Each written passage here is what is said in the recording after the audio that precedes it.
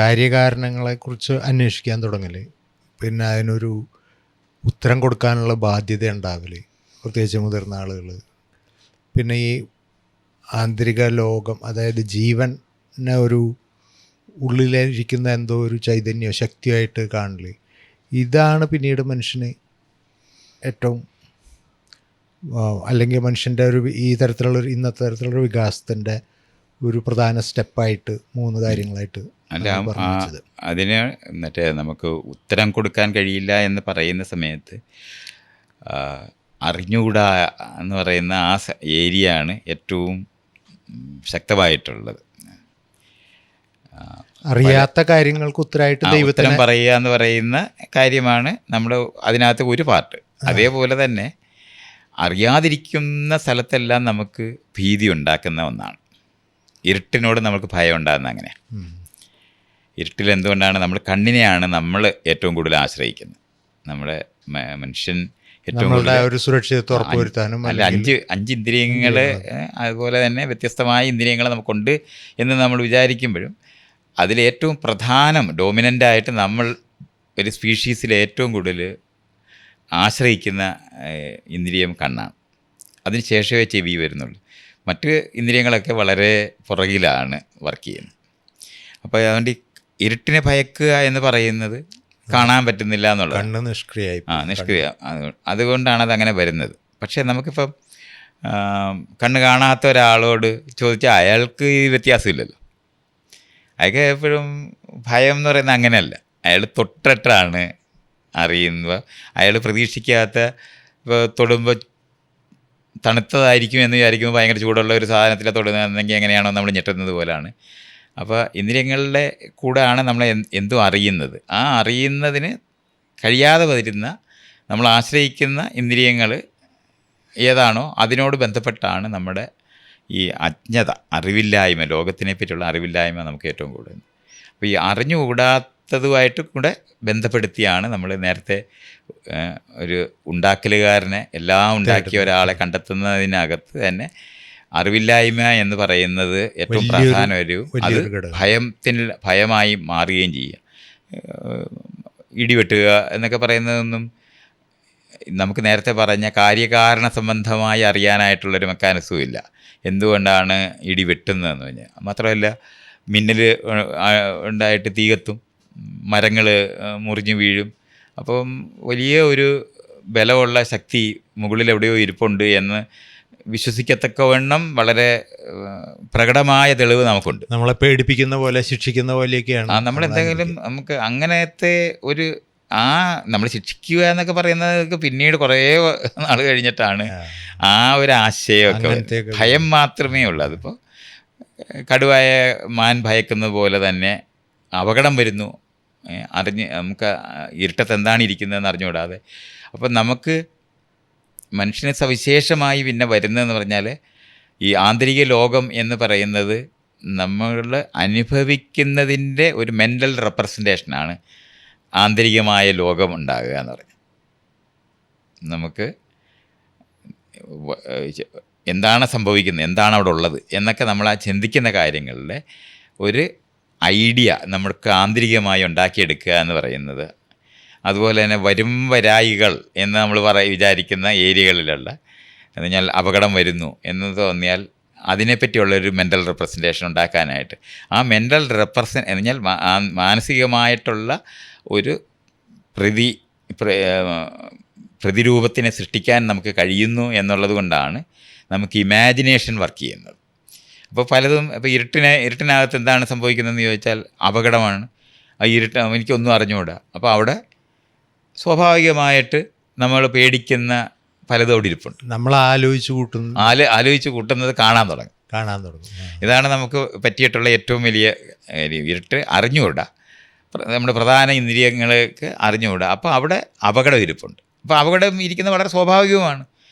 നമ്മൾ പുറത്തോട്ട് ഇറങ്ങുന്ന സമയത്ത് ഇരുട്ടത്തിരിക്കുന്ന നമ്മളെ പിടിക്കാൻ പറ്റുന്ന ഒരു മൃഗം, അല്ലെങ്കിൽ നമ്മൾ കാണാതിരിക്കുന്ന ഒരു പാമ്പിനെ ചവിട്ടുക, ഇതെല്ലാം സംഭവിക്കാം. അതേപോലെ തന്നെ കുറേ നാളുകൂടെ കഴിയുമ്പോഴത്തേന് ശത്രുക്കൾ എന്ന് പറയുന്നവരുണ്ടാകുമ്പോൾ അവർ ഒളിച്ചു വരുന്നത്, ഇരുട്ടത്ത് വരികയൊക്കെ ചെയ്യുമ്പോൾ ഇരുട്ടിലൊരു ശത്രു ഇരിക്കുന്നു, അയാൾ നമ്മളെ ആക്രമിക്കുന്നു എന്ന് പറയുന്ന തരത്തിലുള്ള ഭയം ഉണ്ടാകുക. അപ്പോൾ ഇമാജിൻ ചെയ്യാനായിട്ടുള്ള നമ്മുടെ കഴിവാണ് ഈ ഭയം എന്ന് പറയുന്നതിനകത്ത് അത് ഗുണപരമായി നമുക്ക് വരുന്നത്, നമുക്ക് ഇമാജിൻ ചെയ്തിട്ട് അതിന് തയ്യാറെടുപ്പെടുക്കാൻ പറ്റും. ഇരുട്ടിനകത്ത് ഒരു പുലിയിരിക്കുന്നു എന്ന് നമ്മൾ വിചാരിച്ചാൽ, നമ്മൾ സത്യത്തിൽ അവിടെ നോക്കുമ്പോൾ ഒരു അവ്യക്തമായിട്ടുള്ളൊരു രൂപമേ കാണുന്നുള്ളൂ. പക്ഷെ അതിനൊരു രൂപം, ആ രൂപത്തിന് നമ്മളുടെ മാനസികമായിട്ടുള്ള ഈ ഇമാജിൻ ചെയ്യാനുള്ള കഴിവും കൂടെ ചേർത്ത്, സങ്കല്പിക്കാനുള്ള കഴിവും കൂടെ ചേർത്താണ് നമ്മൾ അതിനെ കണ്ട് പേടിക്കുന്നത് വഴി നമ്മൾ പ്രിക്കോഷൻസ് എടുക്കും, അതിനുള്ള പ്രതിവിധികൾ എടുക്കും. അപ്പോൾ ആ പുറത്തോട്ട് ഇറങ്ങേണ്ട, വെളിച്ചം നമ്മൾ കൊണ്ടുവന്ന വെളിച്ചം വന്നിട്ട് നമുക്ക് ഇറങ്ങാം എന്ന് പറയുന്നത് വഴി പിടിക്കപ്പെട്ടു പോകാമായിരുന്ന, അല്ലെങ്കിൽ അടികൊള്ളാമായിരുന്ന, അല്ലെങ്കിൽ കടികൊള്ളാമായിരുന്ന ഒന്ന് ഒഴിവായിപ്പോകും. അപ്പോഴാണ് ഭയം എന്ന് പറയുന്നത്, നമ്മൾ എന്നും ആൾക്കാർ വിചാരിക്കുന്ന ഭയം ഒരു വേണ്ടാത്ത വികാരമായിട്ടാണ്. ഭയക്കരുത്, നിർഭയം. അത് ദൈവത്തിനെ പറ്റിയൊക്കെ പറയുന്നത് അഭയം എന്നാണ്, അഭയസ്ഥാനം എന്നാണ്. അങ്ങനെ ഭയമില്ലാത്ത അവസ്ഥയെ പറ്റിയാണ് നമ്മളെപ്പോഴും സംസാരിക്കാറുള്ളെങ്കിലും ഭയം വരും വരായികളെ പറ്റിയുള്ള മുന്നറിവാണ്, നമ്മുടെ നിലനിൽപ്പിൽ ഏറ്റവും വലിയ ക്രൂഷ്യലായ കാര്യമാണ്. അപ്പം ഭയമുള്ള ആണ് രക്ഷപ്പെടുന്നത്, അയാൾ കോഷ്യസ് ആവും. അപ്പോൾ ആ രക്ഷപ്പെടുന്നവരുടെ തുടർച്ചയാണ് എപ്പോഴും ഉള്ളത്. അപ്പോൾ നമ്മളിങ്ങനെ നോക്കിയാൽ ഇന്ന് ലോകത്ത് ജീവനോടിരിക്കുന്നവരെല്ലാവരും കൂട്ടത്തിൽ ഏറ്റവും ഭയമുള്ളവരുടെ മക്കൾ മാത്രമേ കാണത്തുള്ളൂ. ഭയമില്ലാതെ പുറത്തോട്ടിറങ്ങിയവൻ പാമ്പ് കടി കൊണ്ടോ കടുവ പിടിച്ചു പോയോ അല്ലെന്നുണ്ടെങ്കിൽ ശത്രു കൊന്നോ ഇല്ലാതായിപ്പോവും.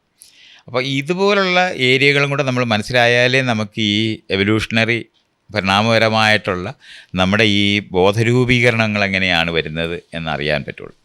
അപ്പോൾ അതൊരിക്കൽ നമുക്കങ്ങനെ വന്നു കഴിയുമ്പോഴാണ് നമ്മൾ ഭയം മാറാൻ വേണ്ടി നമുക്ക് ചെയ്യാൻ പറ്റുന്ന കാര്യങ്ങളൊക്കെ ഓരോ വർഷം കഴിയും തോറും ഈ പുറത്ത് എന്ന് പറയുന്നത് ഗുഹയ്ക്ക് പുറത്തായി. അത് കഴിഞ്ഞിട്ടാണ് നമ്മൾ ഈ കൃഷി തുടങ്ങിയ സമയത്താണ് ചരിത്രത്തിൽ ആദ്യമായിട്ട്, നേരത്തെ നമ്മൾ പറഞ്ഞില്ലേ, ഒരു പ്രദേശത്തുള്ള അതിരിനകത്ത് നിൽക്കുക എന്ന് പറയുന്നത്. നമ്മുടെ ആ കൃഷി നിൽക്കുന്ന ചെടികളും മരങ്ങളും അല്ലെങ്കിൽ നമ്മൾ വളർത്തുന്ന കോഴിയും ആടും നഷ്ടപ്പെട്ടു പോകാതിരിക്കാൻ വേണ്ടി നമ്മൾ എടുക്കുന്ന പ്രിക്കോഷൻസ് മുഴുവനും എടുക്കുന്നത് അത് ഈ അതിര് കാക്കുക എന്ന് പറയുന്ന, നോക്കുക എന്ന് പറയുന്ന ഒരു പ്രക്രിയ നമ്മുടെ ജീവിതത്തിൽ ആരംഭിക്കുന്നുണ്ട്. സ്ഥിരമായിട്ടുള്ള ഒരു സ്ഥലത്ത് ഒരു അതിരുണ്ടായി കഴിഞ്ഞാൽ ആ അതിരിനകത്ത് നിന്ന് അതിരും നമുക്ക് അപ്പോൾ സുരക്ഷിതത്വം അനുഭവിക്കുന്ന ഇടമായിട്ട്. അപ്പോൾ അത് സംഭവിക്കുന്നത് ഈ ഗുഹ എന്ന് പറയുന്ന സാധനം എല്ലായിടത്തും ഇല്ല. പ്രത്യേകിച്ചും കൃഷി ഉണ്ടാകുന്ന സ്ഥലത്തിന് ചുറ്റിനും ഗുഹ ഉണ്ടാകണമെന്ന് നിർബന്ധമില്ല.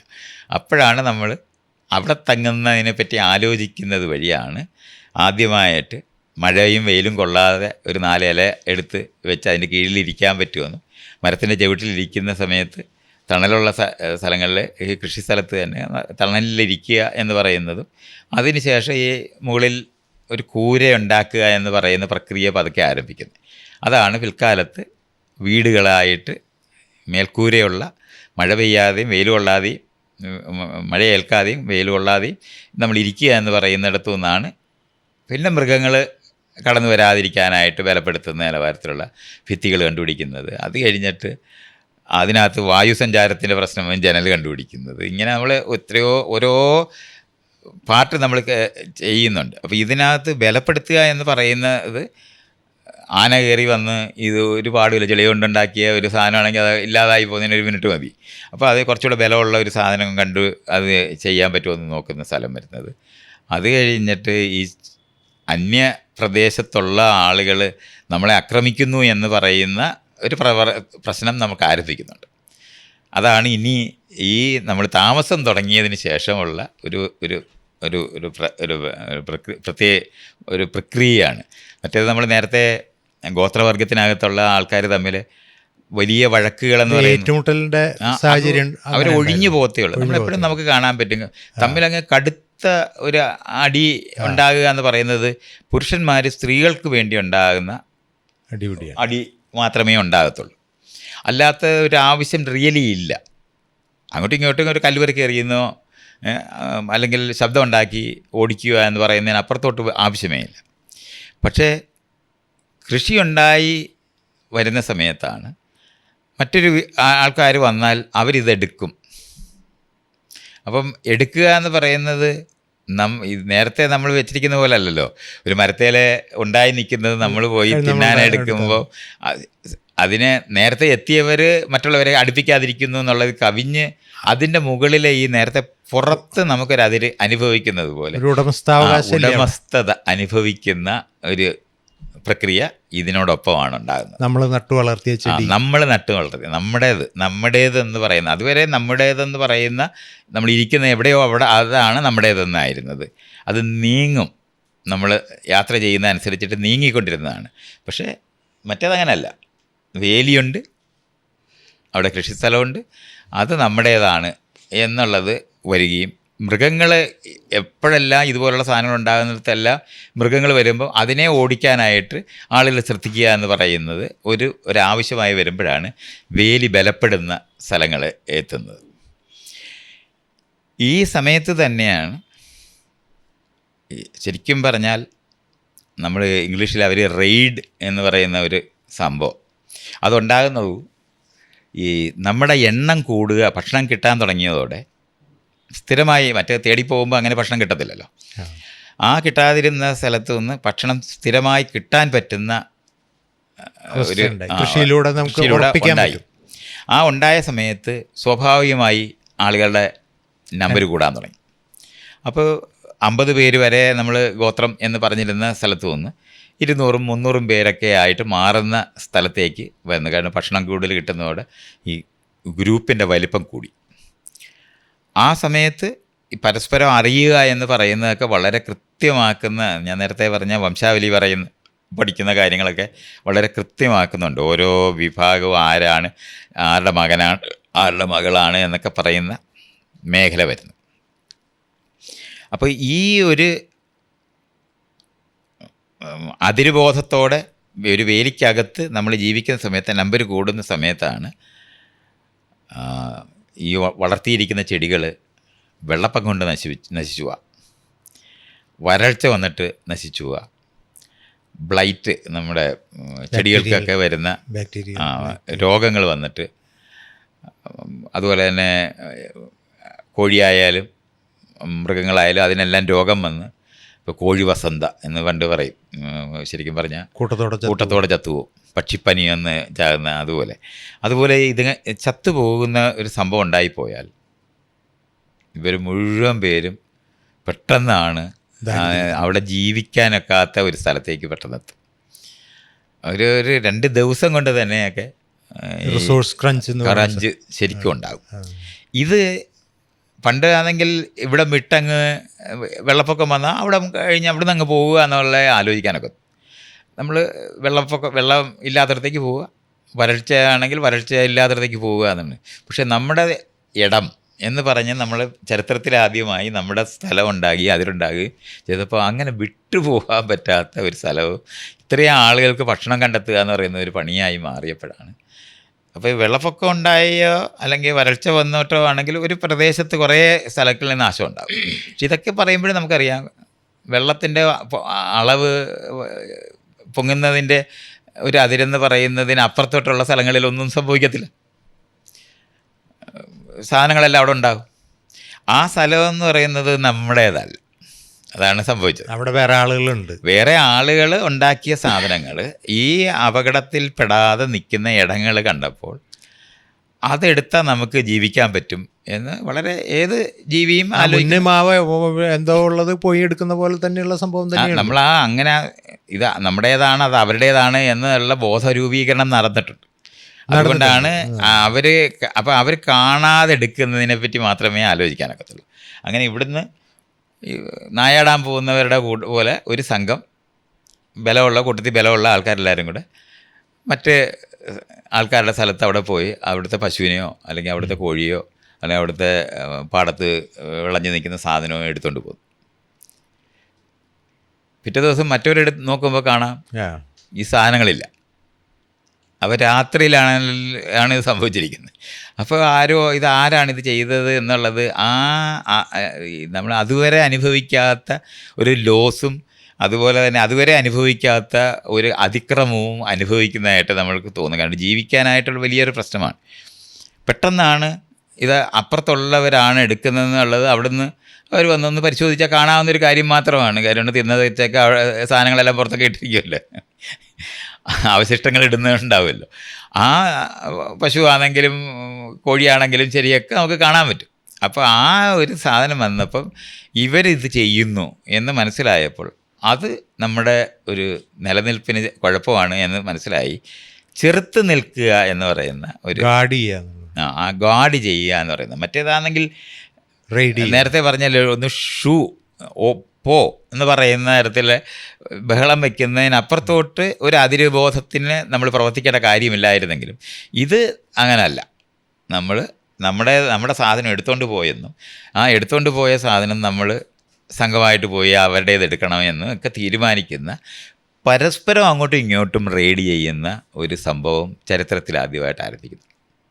അത് ഈ കൃഷി തുടങ്ങിയതിന് ശേഷം ഉണ്ടായ ഒരു സവിശേഷതയാണ്. കാരണം നമുക്ക് നമ്മുടെ പൊസഷനിൽ, നമ്മുടെ ഉടമസ്ഥതയിൽ ചില കാര്യങ്ങളുണ്ട്, അത് നമ്മുടേതാണ്, അത് അവരെടുത്തുകൂടാ എന്ന് നമ്മൾ തീരുമാനിക്കുന്നതും അവർ വന്ന് എടുത്തതിന് പകരം, അങ്ങനെയാണ് പകരം നമ്മൾ പറയുന്നത്, പക എന്ന് പറയുന്ന അത്തരത്തിലുള്ള ആ ഒരു വികാരം കടന്നുകയറ്റമായിട്ടും ആ കടന്നുകയറ്റത്തിനെ തടയാനായിട്ട് ആലോചിക്കുന്നത്, അവർ നമ്മളോട് ചെയ്തത് തിരിച്ച് നമുക്ക് ചെയ്യണം എന്ന് പറയുന്ന തരത്തിലുള്ള ഇന്ന് നമ്മൾ അനുഭവിക്കുന്ന മനുഷ്യർ പിറക്കുന്നത് ആദ്യത്തെ റെയ്ഡിൽ നിന്നാണ്.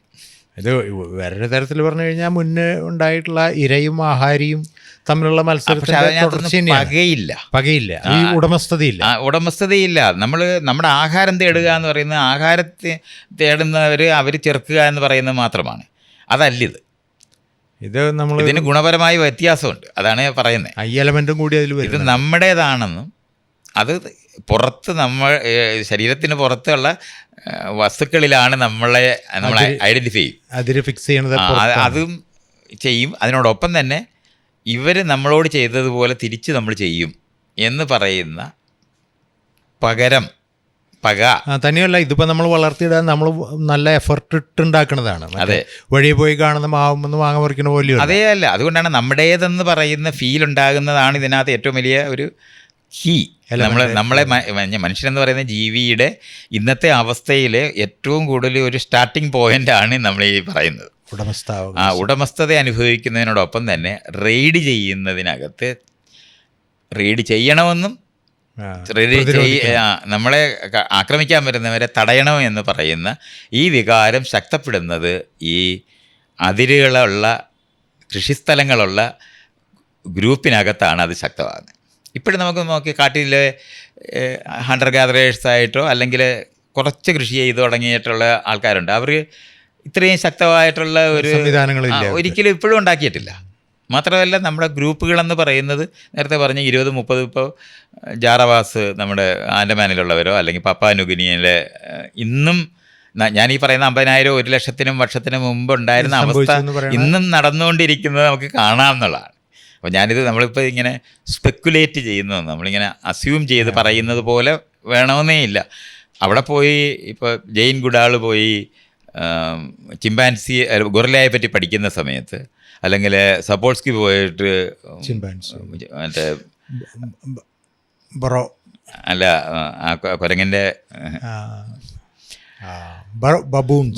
ബബൂൺസിനെ പറ്റി പഠിക്കുന്നത് പോലെയൊക്കെ തന്നെ ഇപ്പം തന്നെ നമുക്ക് ഈ റിമോട്ടായിട്ടുള്ള കാടുകൾ, ഇപ്പോൾ ആമസോൺ കാടുകളിലൊക്കെ ഇപ്പോഴും മനുഷ്യർ പരസ്പരം വസ്ത്രം പോലും കണ്ടുപിടിച്ചിട്ടില്ലാത്ത മനുഷ്യർ ഹണ്ടർ ഗാദറേഴ്സായിട്ട് കഴിയുന്നവർ ഇപ്പോഴും ഉണ്ട്. അതുകൊണ്ട് നമുക്ക് കാലം കടന്നുപോയി അവരെ പഠിക്കാൻ പറ്റുന്ന സ്ഥലം ഇന്നും ഉണ്ട്. അതുകൊണ്ട് നമുക്ക് പലതും അസ്യൂം ചെയ്യേണ്ട കാര്യമില്ല. ഇപ്പോഴും ചെയ്തുകൊണ്ടിരിക്കുന്ന കാര്യങ്ങൾ തന്നെ നമുക്ക്. അല്ല, വസ്ത്രമില്ലാതെ നടക്കുന്നവരൊക്കെ ഇപ്പോൾ ഇന്ത്യയിൽ മറ്റേ ഈ കൊണിയാക്സ് എന്ന് പറഞ്ഞിട്ട് നാഗാലാൻഡിലുള്ള ആളുകൾ ഇപ്പോഴല്ല, ഒരു 80-90. അല്ല, ഞാൻ പറയുന്നത് അത് ഗോത്രവർഗ്ഗക്കാരാണ്. അത് ഗോത്രവർഗ്ഗക്കാർ, അങ്ങനെയാണ് അതിനെ മനസ്സിലാക്കേണ്ടത്. ഗോത്രത്തിനകത്തുണ്ടായിരുന്ന കൃഷി ആരംഭിച്ചിട്ടില്ലാത്ത ആളുകൾ ഇന്നും ലോകത്ത് നിലനിൽക്കുന്നതുകൊണ്ട് ഞാൻ ഈ പറയുന്ന കാര്യങ്ങൾ നമുക്ക് ശരിക്കും അതിന്റെ പ്രോസസ് ഇപ്പൊ കാണാം. ആ പ്രോസസ്സ് ഒബ്സർവേഷനിൽ നമുക്ക് ഇപ്പോഴും കാണാമെന്നുള്ളതാണ്. അല്ലാതെ നമ്മളെന്തോ ഇമാജിൻ ചെയ്യുന്ന കാര്യങ്ങൾ മാത്രമല്ല, നമ്മുടെ ചില യുക്തികൾ മാത്രമല്ല അത്. ഇത് വളരെ പഠിക്കപ്പെട്ടിട്ടുള്ള കാര്യങ്ങളാണ്. 1932 ആണ് ആദ്യമായിട്ട് പാപ്പാ ന്യൂഗിനിയ എന്ന് പറഞ്ഞ ഓസ്ട്രേലിയയുടെ അടുത്തുള്ള ദ്വീപ്. അവിടെ മനുഷ്യർ പണ്ടേ ഉണ്ട്, നമുക്കറിയുന്ന കാലം തൊട്ടുണ്ട്. അത് കഴിഞ്ഞിട്ട് ഈ എക്സ്പ്ലോറേഷന് പോയിട്ടുള്ള ആൾക്കാർ, ഓസ്ട്രേലിയക്കാരായിരുന്ന അവർ അവിടെ ചെന്ന് ഇവരെ വിളിച്ചുകൊണ്ട് പോകുമ്പോൾ ഈ മഞ്ഞ് മൂടി കിടക്കുന്ന മലനിരകളുണ്ടായിരുന്നു. എപ്പോഴും മഞ്ഞ് മാറിയ ഒരു സമയം കാണാനൊക്കത്തില്ല. എപ്പോഴും ഞാൻ ഒരു 90% മഞ്ഞെന്ന് പറയുമ്പം മഞ്ഞ് വീഴുക എന്നുള്ളതല്ല, മൂടൽ മഞ്ഞ്, ഒരു ഫോഗുള്ള ആ നിലവാരത്തിലുള്ള മഞ്ഞ് മൂടി കിടക്കുന്ന, നമ്മൾ കോട എന്ന് പറയത്തില്ലേ, മൂടി നിൽക്കുന്ന അത്തരത്തിലുള്ള ഒരു അന്തരീക്ഷമുള്ള സ്ഥലമാണ് ഈ. അപ്പോൾ ആ മലകളിനകത്തോട്ട് കയറി ആരും പോയി നോക്കുന്നുണ്ടായിരുന്നില്ല. താഴെ സ്വാഭാവികമായിട്ട് അവിടുത്തെ മനുഷ്യരുണ്ട്.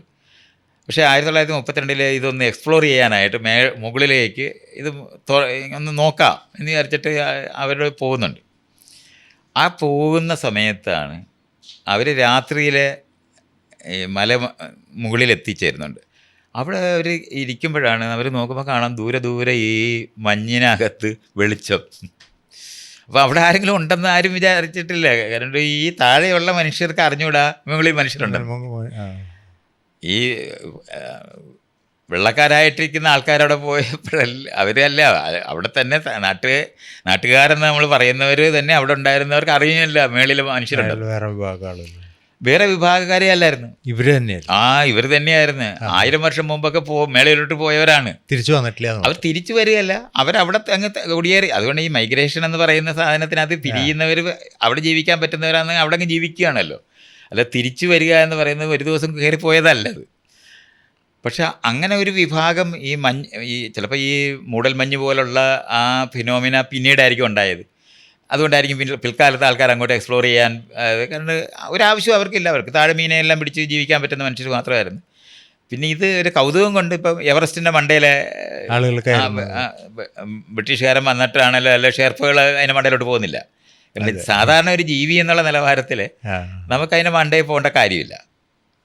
നമുക്ക് കൗതുകം കൊണ്ട് കുറച്ച് നമ്മൾ കയറുന്നുണ്ടാകും. പക്ഷേ എവറസ്റ്റിൻ്റെ മണ്ടയിലോട്ട് കയറുക എന്ന് പറയുന്നത് വലിയ പാടുള്ള ഒരു പണിയാണ്.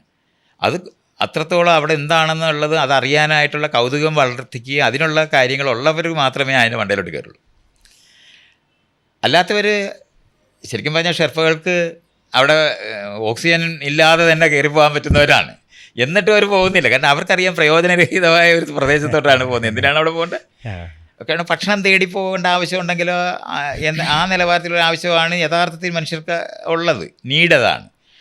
അതല്ലാത്ത ക്യൂരിയോസിറ്റികളൊക്കെ പിൽക്കാലത്ത് ഈ ലോകത്തിനെ പറ്റി അറിയണമെന്ന് വരുന്ന സമയത്ത് മാത്രം ഉണ്ടാകുന്നത്. ഇതുകൊണ്ടാണ് ഷെർപ്പകൾക്ക് ഇത്രയും ഇതുണ്ടായിട്ട് അവർ എവറസ്റ്റ് കയറുന്നവർ ആദ്യത്തെ ആൾക്കാരായിട്ട് മാറുന്നില്ല.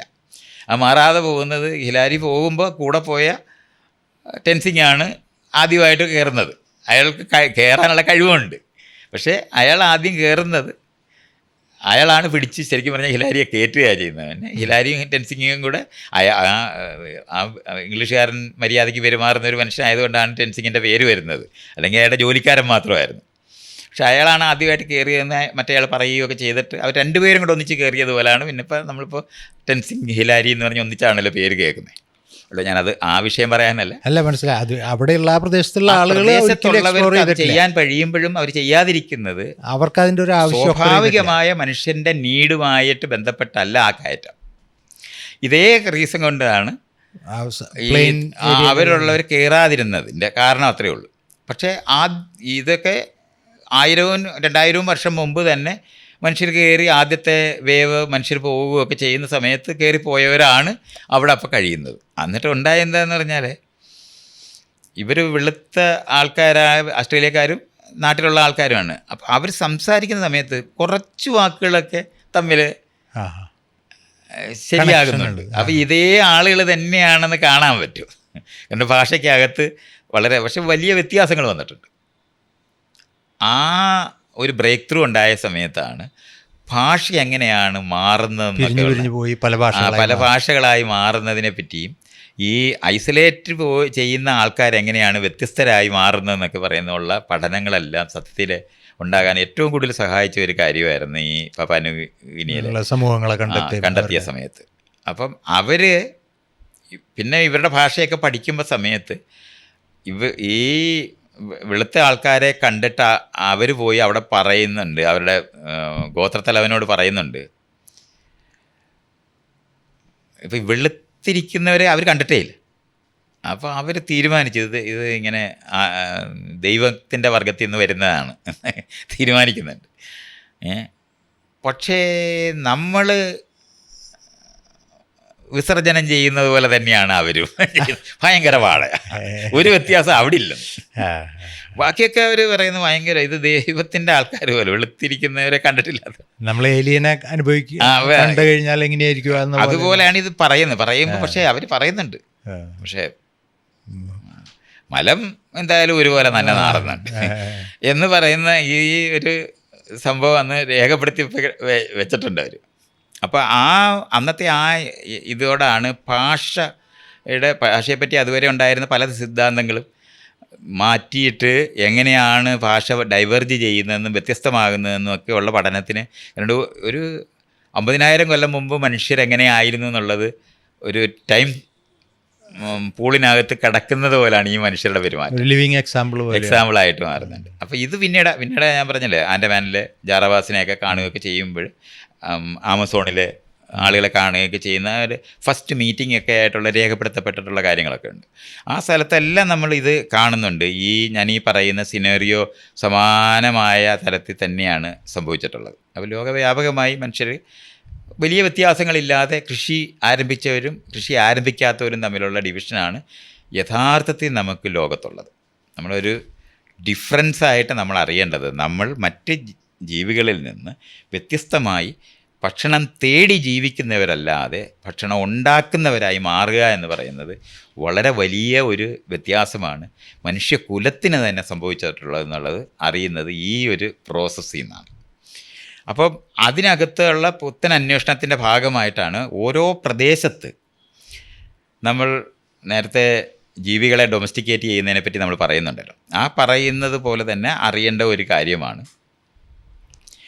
ഈ കൃഷിക്ക് പറ്റുന്ന ധാന്യങ്ങൾ എവിടെയാണോ ഉള്ളത്, ഏതെങ്കിലും തരത്തിൽ ചെറിയൊരു അരിമണി വലിയ അരിമണിയെ അതിനകത്തുനിന്ന് നോക്കി പെറുക്കി ഉണ്ടാക്കുന്ന ഒരു പ്രോസസ്സാണ് കൂടുതൽ വലിയ അരിമണിയിലേക്ക് കൊണ്ടുപോകുന്ന എന്ന് പറഞ്ഞാൽ നമ്മൾ ശരിക്കും പറഞ്ഞാൽ സ്വാഭാവികമായി മ്യൂട്ടേറ്റ് ചെയ്തുണ്ടാകുന്ന ഒരു വലിയ അരി അത് തന്നെ ശേഖരിച്ച് വീണ്ടും അതിൻ്റെ ഉണ്ടാക്കിയെന്ന് പറഞ്ഞാൽ സെലക്റ്റീവ് ബ്രീഡിങ് എന്ന് നമ്മൾ പറയുന്ന ജനറ്റിക് എഞ്ചിനീയറിംഗ് തന്നെ. ജനറ്റിക് എഞ്ചിനീയറിംഗ് വളരെ ലാർജ് സ്കെയിലാണെന്നേ ഉള്ളൂ. നമ്മുടെ ഫിനോടൈപ്പ് എന്ന് പറയുന്ന നമ്മുടെ ആയിട്ടുള്ള ശാരീരികമായിട്ടുള്ള വലിപ്പമുള്ള ജീവികളുടെ ലെവലിൽ നമ്മൾ സെലക്ഷൻ നടത്താൻ തുടങ്ങുന്നു എന്നത് അപ്പോഴാണ്, ഈ കൃഷിയോട് ബന്ധപ്പെട്ടാണ്. അങ്ങനെയാണ് ഈ പഴവർഗ്ഗങ്ങൾ മുഴുവനും, നമ്മൾ ഇന്ന് കാണുന്ന പഴവർഗ്ഗങ്ങൾ മുഴുവനും നമ്മൾ ഈ കൃഷിയോട് സെലക്റ്റീവ് ബ്രീഡിങ്ങിലാണ് നമ്മൾ ഇന്ന് കാണുന്നത്. മാങ്ങ ആയാലും ചക്കയായാലും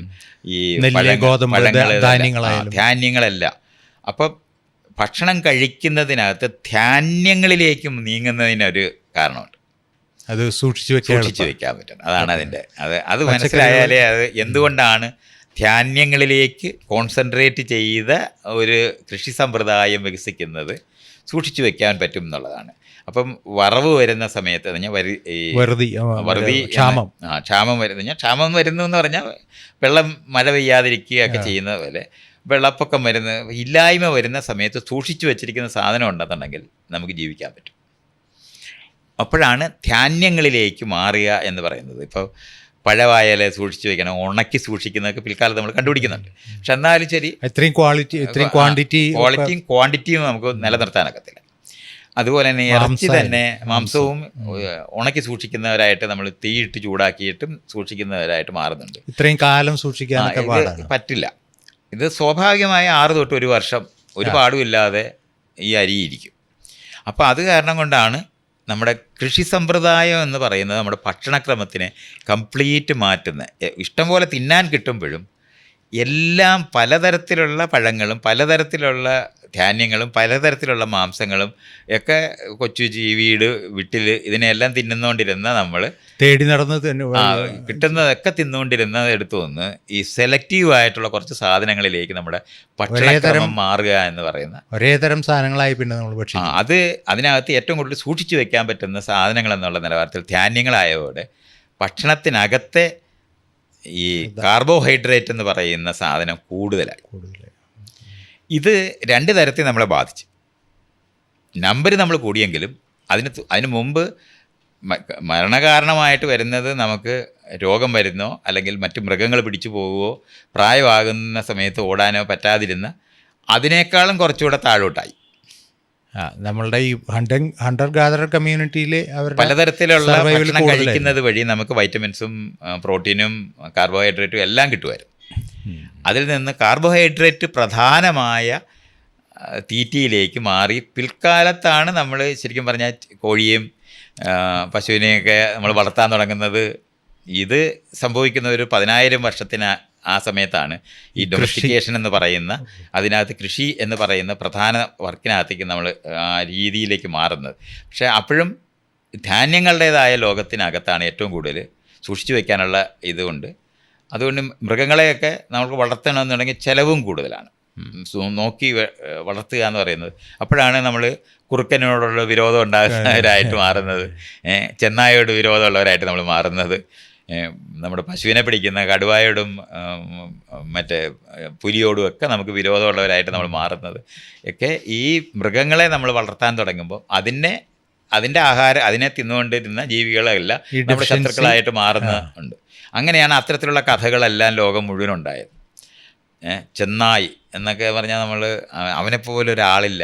പക്ഷെ അപ്പോഴും ഈ മൃഗങ്ങളെ വളർത്താൻ തുടങ്ങുമ്പോഴും നമ്മളുടെ ഭക്ഷണം ലിമിറ്റഡ്, അത് പ്രോട്ടീൻ അപ്പോഴും കുറവായിരുന്നു. ഏറ്റവും കൂടുതൽ തിന്നിരുന്നത് വയറ് നിറയുക എന്ന് പറയുന്നത് കൂടുതലും കാർബോഹൈഡ്രേറ്റ് ആയിട്ട് മാറുക. അപ്പോൾ അതിന് ഈ ഹണ്ടിങ് ഗാദർ കമ്മ്യൂണിറ്റിയിലെ അവരുടെ ബോഡി സൈസ് തന്നെ കുറച്ചും കൂടി അതിൻ്റെ അതിന് ഏറ്റവും കൂടുതൽ നമുക്ക് കാണാൻ കഴിയുന്നതെന്ന് പറഞ്ഞാൽ ബോണിൻ്റെ സാന്ദ്രത, ഡെൻസിറ്റി കുറഞ്ഞുപോയി. കാർബോഹൈഡ്രേറ്റ് മാത്രമായി ഈ കൃഷി സമൂഹത്തിൽ വന്നപ്പോൾ അതുപോലെ തന്നെ സ്റ്റേച്ചറും കുറഞ്ഞു, വലിപ്പവും കുറഞ്ഞു, പലതരത്തിലുള്ള ഭക്ഷണം കിട്ടാതെ വന്നിട്ട്.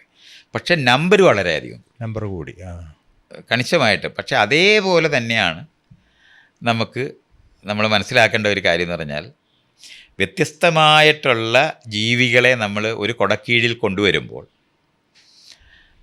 ഓരോ ജീവി, ഇപ്പം പന്നി, ആട്, കഴുത, പട്ടി, പൂച്ച, പശു ഇങ്ങനത്തെ ജീവികളെന്ന് പറയുന്ന കാട്ടിൽ ഒരിക്കലും അവർ പരസ്പരം കാണുകയോ കേൾക്കുകയോ തൊടുകയോ ഒന്നുമില്ല.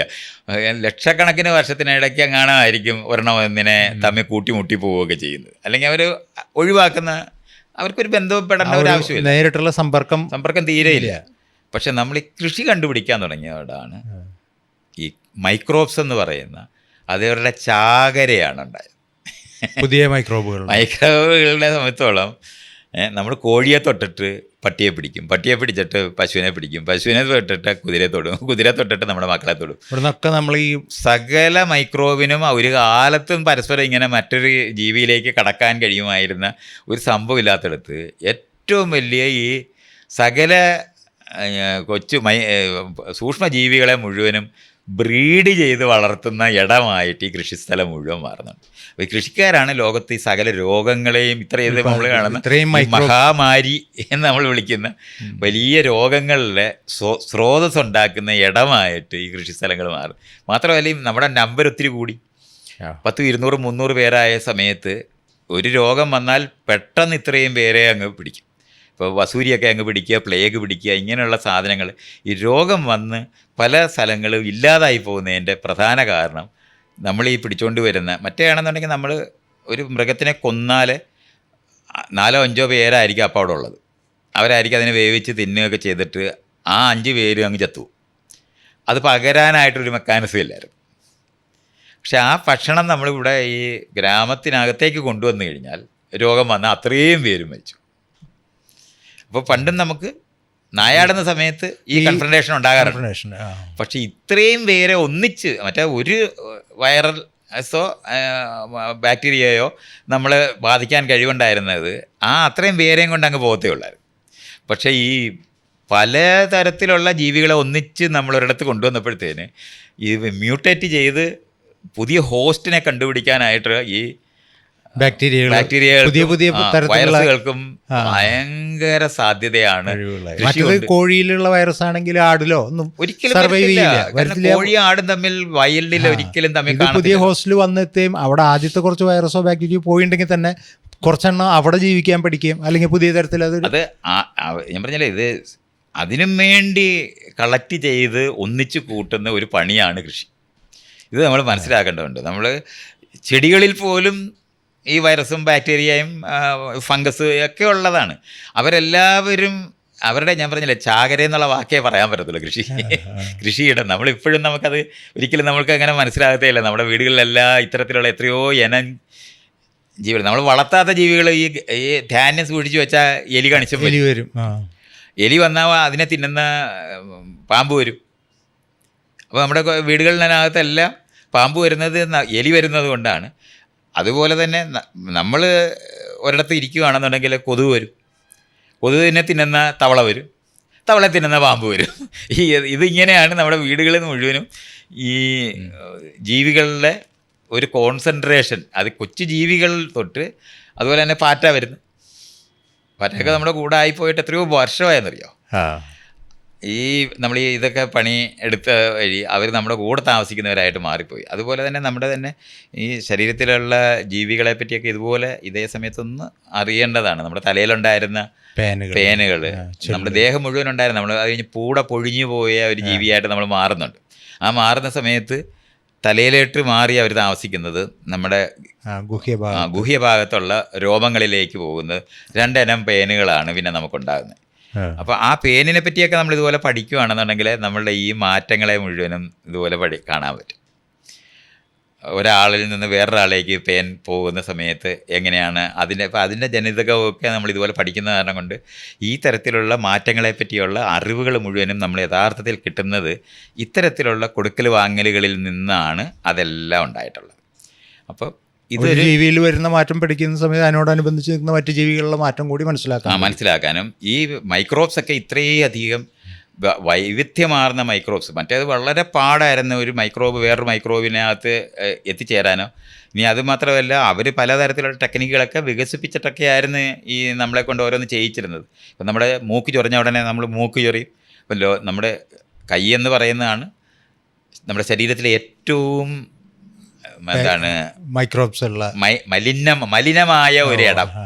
നമ്മളെപ്പോഴും നമ്മുടെ ഗുഹ്യമായ സ്ഥലമാണെന്നാണ് നമ്മൾ വിചാരിക്കുന്നത്. അവിടെയാണ് മലിനമായിരിക്കുന്നതാണ് ആൾക്കാർ വിചാരിക്കുന്നത്. അങ്ങനെയല്ലേ? പക്ഷേ അതല്ല, നമ്മുടെ കൈയാണ് ഏറ്റവും മലിനമായ അവയവം. കൈയാണ് നമ്മൾ ചെവി ചൊറിയും. ചെവിയിലിരിക്കുന്ന മൈക്രോബ് ചൊറിഞ്ഞിട്ട് മൂക്കി ചൊറിയും. അപ്പോൾ മൂക്കിലായിട്ടാകും.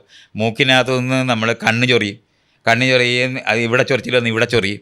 അത് കഴിഞ്ഞിട്ട് കഴിഞ്ഞാൽ അപ്പുറത്തിരിക്കുന്ന ആളിൻ്റെ കൈ കൊടുക്കും, അവരെ തൊടും. നേരത്തെ പറഞ്ഞാൽ കോഴിയെ തൊടും, പശുവിനെ തൊടും. നമ്മുടെ കൈ എന്ന് പറയുന്നത് അടുപ്പിക്കാനേ പറ്റത്തില്ല, വലിയൊരു ട്രെയിനാണ്. ഇതാണ് നമ്മൾ കൈ കഴുകാനൊക്കെ പിൽക്കാലത്ത് പഠിക്കുമ്പോൾ ഉണ്ടാകുന്ന വ്യത്യാസം എങ്ങനെ വന്നതെന്ന്. രോഗം കുറയ്ക്കുന്നതിന് കൈ കഴുകുന്നത് നല്ലതാണെന്നൊക്കെ കണ്ടുപിടിക്കുന്നതിന് ഈ ഒരു കാലത്ത് ഉണ്ടായ ഈ സംഭവത്തിനെ പറ്റി നമ്മളൊന്ന് മനസ്സിലാക്കി വയ്ക്കുന്നത് നല്ലതാണ്. അപ്പം ഈ ഒരു പ്രോസസ്സാണ് കൃഷി ആയിട്ട് ബന്ധപ്പെട്ട് നമ്മളിൽ വരുന്നത്. ഇനി നമുക്ക് മറ്റൊരു പ്രോസസ്സിനെ പറ്റി പറയാം. ഈ കാര്യകാരണ സംബന്ധമായി ലോകത്തിനെ മനസ്സിലാക്കുക എന്ന് പറയുന്ന ഒരു ചേഞ്ച് നമ്മുടെ തോട്ടിനകത്ത് തന്നെ വലിയ വ്യത്യാസം ഉണ്ടാക്കിയ ഒരു കാര്യമാണ്. ഒരു കാരണമുണ്ടെങ്കിലേ ഒരു കാര്യമുണ്ട് എന്ന് പറയുന്ന അതിനെയാണ് ശരിക്കും യുക്തിപരമായിട്ട് ലോകത്തിനെ മനസ്സിലാക്കുന്ന നമ്മൾ ഈ സയൻസിൻ്റെ ഒരു ആരംഭം എന്ന് വേണമെങ്കിൽ നമുക്ക് പറയാവുന്ന ഒരു സ്ഥലമാണ്. അതേസമയത്ത് ജീവൻ അതിൻ്റെ സയൻറ്റിഫിക് എക്സ്പെരിമെൻ്റ് ആയിട്ട് തന്നെയാണ് തുടരുന്നത്. ജീവൻ എപ്പോഴും ചെയ്തുകൊണ്ടിരിക്കുന്നത് സയൻസ് തന്നെയാണ്, സയൻസാണ്. അതെ, എക്സ്പ്ലോർ ചെയ്തുകൊണ്ടിരിക്കുന്നതാണ്. ഓരോ സമയത്തും ചുറ്റുപാടിന് അതിനനുകൂലമായി ഇണക്കാനോ അല്ലെങ്കിൽ ചുറ്റുപാടിനോട് ഇണങ്ങാനോ ഉള്ള പ്രക്രിയ എന്ന് പറയുന്നതാണ് സയൻസ്. എല്ലാ ജീവികളും എപ്പോഴും ചെയ്തുകൊണ്ടിരിക്കുന്നത്. എല്ലാ ജീവികളും സയൻറ്റിസ്റ്റുകളാണെന്ന് നമ്മൾ പറയേണ്ട, അനുകൂലമാക്കി ഇണക്കിയെടുക്കുന്ന ലോകമാണ്. അപ്പോൾ അത് നമ്മൾ അങ്ങനെ മനസ്സിലാക്കണം. പിന്നെ അതിൽ നമ്മൾ ഈ മനുഷ്യൻ്റെ അഭ്യൂഹങ്ങളുടെ ലോകം വന്നിട്ടാണ് വിശ്വാസങ്ങൾ എന്നൊക്കെ പറയുന്ന സാധനത്തിനകത്തേക്ക് വരുന്ന സമയത്താണ് നമ്മൾ അതിൽ നിന്ന് ഡിഫറൻ്റായ ഒരു മെത്തഡോളജിയെ പറ്റിയൊക്കെ സയൻസ് എന്ന് പറഞ്ഞ് നമ്മൾ പിന്നെ പഠിപ്പിക്കുന്നതൊക്കെ അത് ഇനി ചരിത്രത്തിൽ ഇനി വരാൻ പോകുന്ന നമ്മൾ ഇനിയും സംസാരിക്കേണ്ടതായ കാര്യങ്ങളാണ്. ഇപ്പം നമ്മൾ ഈ പറയുന്നത് കാര്യകാരണ സംബന്ധമായി ലോകത്തിനെ മനസ്സിലാക്കാനായിട്ട് പോകുന്നതോടെ നമുക്ക് ഒന്നിൽ നിന്ന് മറ്റൊന്നിനെ പുതുക്കി സൃഷ്ടിക്കാൻ പറ്റും എന്ന് പറയുന്ന, അപ്പോൾ അനുകൂലമായി ഇണക്കുക എന്ന് പറയുന്ന പ്രക്രിയ ഒരു കോൺഷ്യസ് ആക്റ്റാക്കി മാറ്റുന്ന, ഒരു ബോധപൂർവം ചെയ്യപ്പെടുന്ന ഒരു പ്രവൃത്തിയാക്കി മാറ്റുന്ന ഇത് ചെയ്യാൻ തുടങ്ങുന്നു. അപ്പോൾ നമ്മളൊരു വടിയെടുത്ത് അടിക്കുന്നത് പോലെയല്ല ഒരു കുന്തം ഉണ്ടാക്കി എറിയുന്നത്. അത് പിന്നീട് ഡെവലപ്പ് ചെയ്തിട്ടുള്ള നമ്മൾ ഒരു കല്ല് ഒരു കവണിയിൽ വെച്ചിട്ട് എറിയുക എന്ന് പറയുന്നത് നമ്മൾ കൈകൊണ്ട് എറിയുന്ന പോലെ അല്ല, ഓരോ സ്റ്റേജാണ്. അപ്പോൾ ഇതിനകത്തു നിന്നൊക്കെ ഓരോ തരത്തിലുള്ള ഡെവലപ്മെൻറ്റ് ഇങ്ങനെ ഉണ്ടാകുന്ന ഒരു ഏരിയ ഉണ്ട്. ഒപ്പമാണ് അതുവരെ മനുഷ്യർ ഒരു കൂട്ടർ ഈ കൃഷി ആരംഭിക്കുന്നതിന് മുമ്പ് വരെ നമ്മളെന്താ പറഞ്ഞാൽ 50 പേരിൽ നിന്ന് 20 പേര് പിരിഞ്ഞ് ഭൂമി മുഴുവൻ പരക്കുക എന്ന പ്രക്രിയ മാത്രമേ ഉണ്ടായിട്ടുള്ളൂ.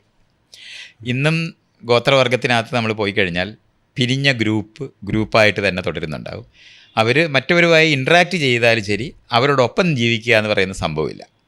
ഇതാണ് ഇനിയും ചരിത്രത്തിനകത്ത് വരാൻ പോകുന്ന ഒരു പുതിയ സംഭവം.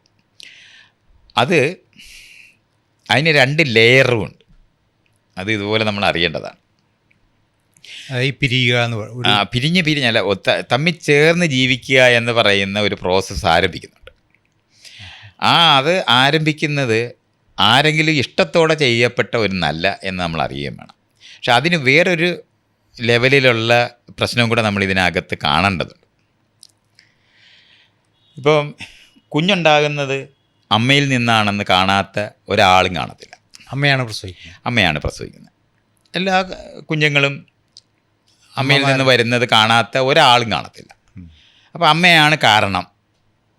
കുഞ്ഞ് കാര്യമായി മാറുന്നത് അമ്മ പ്രസവിക്കുന്നത് കാരണമാണ്. അപ്പോൾ അമ്മയുടെ വയറിൽ വളർന്ന് യോനിയിലൂടെ പുറത്തു വരുന്നത് കാണാത്ത ഒരു മനുഷ്യനും ഉണ്ടാകത്തില്ലെന്ന് എല്ലാവരും കാണുന്നതാണ്. അല്ലാതെ ഇത് ഇന്നത്തെ നമ്മൾ കാണുന്നതിൽ കാരണങ്ങൾ കറക്റ്റായി കുഞ്ഞിന് പാല് കൊടുക്കുക എന്ന് പറയുന്നത് അല്ലെങ്കിൽ നഗ്നത എന്നും മനുഷ്യർക്കില്ല. നമ്മളിന്ന് പറയുന്ന നിലവാരത്തിൽ നഗ്നരായ മനുഷ്യരെ പറ്റിയുള്ള സങ്കല്പമോ നഗ്നത എന്തോ കുഴപ്പം പിടിച്ചതാണെന്നൊക്കെ നമ്മൾ പറയുന്ന നിലവാരത്തിലൊന്നും ഈ ഗോത്രവർഗ്ഗക്കാലത്ത് ഈ ഹണ്ടർ ഗ്യാദറേഴ്സ് ആയിട്ടിരിക്കുന്ന സമയത്തില്ല. ഹവയുടെയും കഥയൊന്നും അവർക്കറിയില്ല. അല്ല, ആ കഥകളൊക്കെ പിൽക്കാലത്ത് പിന്നെ ഉണ്ടാകുന്നതല്ലേ. അപ്പോൾ അവർക്കാകെ അറിയാവുന്നത് ലൈംഗിക ബന്ധത്തിൽ ഏർപ്പെടുന്നത്, അതും അവർ ആരെങ്കിലും ബന്ധത്തിൽ ഏർപ്പെടുമ്പോൾ ഒരു കൗതുകത്തോടെ ഒരു നിമിഷം നോക്കിയിട്ട് കുട്ടികളായിരിക്കുന്നവർ ഓടിപ്പോവുകയോ അല്ലാത്തവർ കൗതുകത്തോടെ വേണമെങ്കിൽ കുറച്ച് നേരം നോക്കി നിൽക്കുകയോ ഒക്കെ ചെയ്യുന്ന തരത്തിൽ അതിന് അപ്പുറത്തോട്ട് വേറെ യാതൊരു മീനിങ്ങും അതിനൊന്നുമില്ല.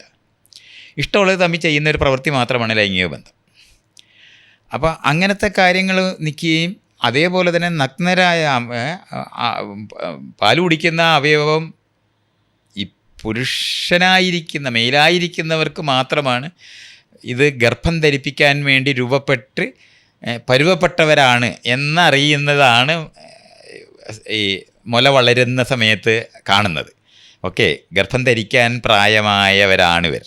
അല്ല, ഇന്നത്തെ പോലെ ഈ മുലയ്ക്ക് ഒരു സെക്ഷൽ അട്രാക്ഷൻ അല്ല. ആ സെക്ഷൽ അട്രാക്ഷൻ ഉണ്ടായി വരുന്നത് ഒരു തിരിച്ചറിയാനുള്ള അടയാളമായിട്ടാണ്. അതുപോലെ തന്നെ ഈ അരയുടെ അവിടെ വശം ഇങ്ങനെ തുടുത്തു വരിക എന്ന് പറയുന്നത്, ചന്തിയൊക്കെ ഉണ്ടായി വരിക എന്ന് പറയുമ്പോഴൊക്കെ ലൈംഗികമായ ബന്ധത്തിന് പ്രാപ്തിയുള്ളവരായി അവർ മാറുന്നു എന്ന് അറിയുക എന്നുള്ളത് കവിഞ്ഞ് വേറെ യാതൊരു മീനിങ്ങും ഇതിനൊന്നുമില്ല. നമ്മൾ ഇന്ന് അനുഭവിക്കുന്ന ഈ നഗ്നതയോ അല്ല നമ്മൾ ഇന്ന് അനുഭവിക്കുന്ന ലൈംഗിക ചോദനയൊന്നും ആ സമയത്ത് അങ്ങനെ ഇല്ല. അത് കണ്ടാൽ ഓക്കെ കൊള്ളാം എന്ന് പറയുന്ന ഒരു സാധനത്തിന് അപ്പുറത്തോട്ട് വേറെ ഒന്നുമില്ല. ഒരു അറിയിപ്പ് മാത്രമാണ്, ഒരു പൂ വിരിയുന്നത് പോലുള്ളത് മാത്രമാണ് റെഡിയായി എന്നുള്ളത്. അത്രയും ഒരു ഇൻഫർമേഷൻസ് ചുറ്റിനും, അത് എല്ലാ ജീവികളും നമുക്ക് നോക്കിയാൽ മതി. ഇപ്പോൾ പ്രൈമേറ്റ്സ് ആയിട്ടുള്ള ജീവികളെ മുഴുവനും കുരങ്ങിനെയെല്ലാം നോക്കിയാൽ അതിൻ്റെ സെക്ഷൽ ഓവുലേഷൻ എന്ന് പറഞ്ഞാൽ മുട്ട വരുന്ന ആ സമയത്ത് ഈ ചില ബാബൂൺസിൻ്റെയൊക്കെ കഴിഞ്ഞാൽ ചന്തിയൊക്കെ ചുവന്ന് പരമാവധി ആകർഷകമായി മാറുന്ന സമയമുണ്ട്. അത് അറിഞ്ഞിട്ടാണ് മറ്റ് ജീവികളൊക്കെ ആണെന്നുണ്ടെങ്കിൽ ഓവുലേറ്റ് ചെയ്യുന്ന വരുന്ന എന്നാൽ മുട്ട വരുന്ന സമയത്തുണ്ടാകുന്ന സ്രവങ്ങളുണ്ട്, അവരുടെ സ്ത്രീകളുടെ യോനിയിൽ നിന്ന് പുറത്തേക്ക് വരുന്നതിൻ്റെ മണമാണ്. ഇപ്പോഴും നമുക്ക് വെറുതെ നോക്കിയാൽ മതി, പട്ടിയായാലും പശു ഈ കാളയൊക്കെ ഈ പുറകെ പോയി മണത്തിട്ട് എന്നിട്ട് അത് അവരത് മനസ്സിലാക്കാനാണ് ശ്രമിക്കുന്നത്. മുട്ട ഉണ്ടായിട്ടുണ്ട് എന്ന് അവർക്ക് അറിയണമെന്നുണ്ടെങ്കിൽ ഇതിൻ്റെ മണം, അല്ലെങ്കിൽ അതിൻ്റെ ഈ മൂത്രം കുടിക്കുന്ന ജീവികളുണ്ട്, ഈ പെണ്ണിൻ്റെ മൂത്രം ഇങ്ങനെ നാക്കിൽ ഒന്ന് നക്കിയിട്ട് അതിങ്ങനെ നിൽക്കും. ആ നിൽക്കുന്ന സമയത്ത് ഈ അറിവുകളാണ്, ഓക്കെ ഇത് ഇവർ ഓവുലേറ്റ് ചെയ്തിട്ടുണ്ടോ ഇല്ലയോ എന്ന് അറിയാനാണ് ഈ മണക്കുന്നത് വഴി. അണ്ടം പാകപ്പെട്ടിട്ടുണ്ടോ എന്നുള്ളത് അതാണ്. പട്ടിയൊക്കെ ഇങ്ങനെ നമ്മുടെ പുറകെ നടന്ന് മണക്കുന്നത് അറിയാനാണെന്ന് പറയുന്നത്. പക്ഷേ ആ അറിവിനകത്തെ സൂക്ഷ്മമായ അറിവുകളാണ് ലൈംഗികമായി ഇവർ മെച്യൂറായി ഇവർ റെഡിയാണോ ഇല്ലയോ എന്ന് അറിയുക എന്ന് പറയുന്നത്. അത് പ്രദർശിപ്പിക്കുക എന്ന് പറയുന്ന വലിയ ഒരു പ്രക്രിയ തന്നെ രണ്ട് രീതിയിലുണ്ട്. പുരുഷന്മാരാണെങ്കിൽ സ്ത്രീകളെ ആകർഷിക്കുക എന്ന് പറയുന്ന വലിയ ഒരു പ്രക്രിയയുണ്ട് ജീവികൾ. അത് എന്തുകൊണ്ടാണെന്ന് ചോദിച്ചാൽ, നേരത്തെ നമ്മൾ മുട്ടയെ പറ്റിയൊക്കെ നേരത്തെ സംസാരിക്കുന്നത് സമയത്ത് ചെറിയ ജീവികളായിരിക്കുന്നത്, ഇപ്പോൾ പുരുഷന്മാർ അഡ്വർട്ടൈസ് ചെയ്യുക എന്ന് പറഞ്ഞാൽ അവർ തമ്മിലാണ് കോമ്പറ്റീഷനുള്ളത്. പുരുഷന്മാർ തമ്മിലേ കോമ്പറ്റീഷനുള്ളൂ. അവർ യോഗ്യത തെളിയിക്കേണ്ടതുണ്ട്.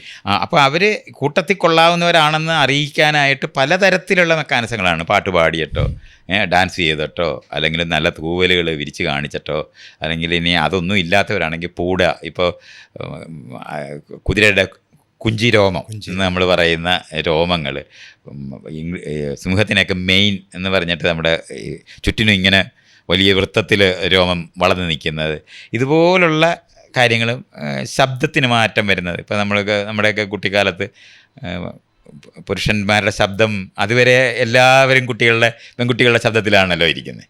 അത് കഴിഞ്ഞിട്ടാണല്ലോ മെയിൽ വോയിസ് എന്ന് പറയുന്നിടത്തേക്ക് മാറുന്നതൊക്കെ ലൈംഗിക പ്രായപൂർത്തിയാകുന്നതിൻ്റെ ലക്ഷണങ്ങളായിട്ട് പുരുഷന്മാരും അഡ്വർട്ടൈസ് ചെയ്യുന്ന മേഖല അതാണ്.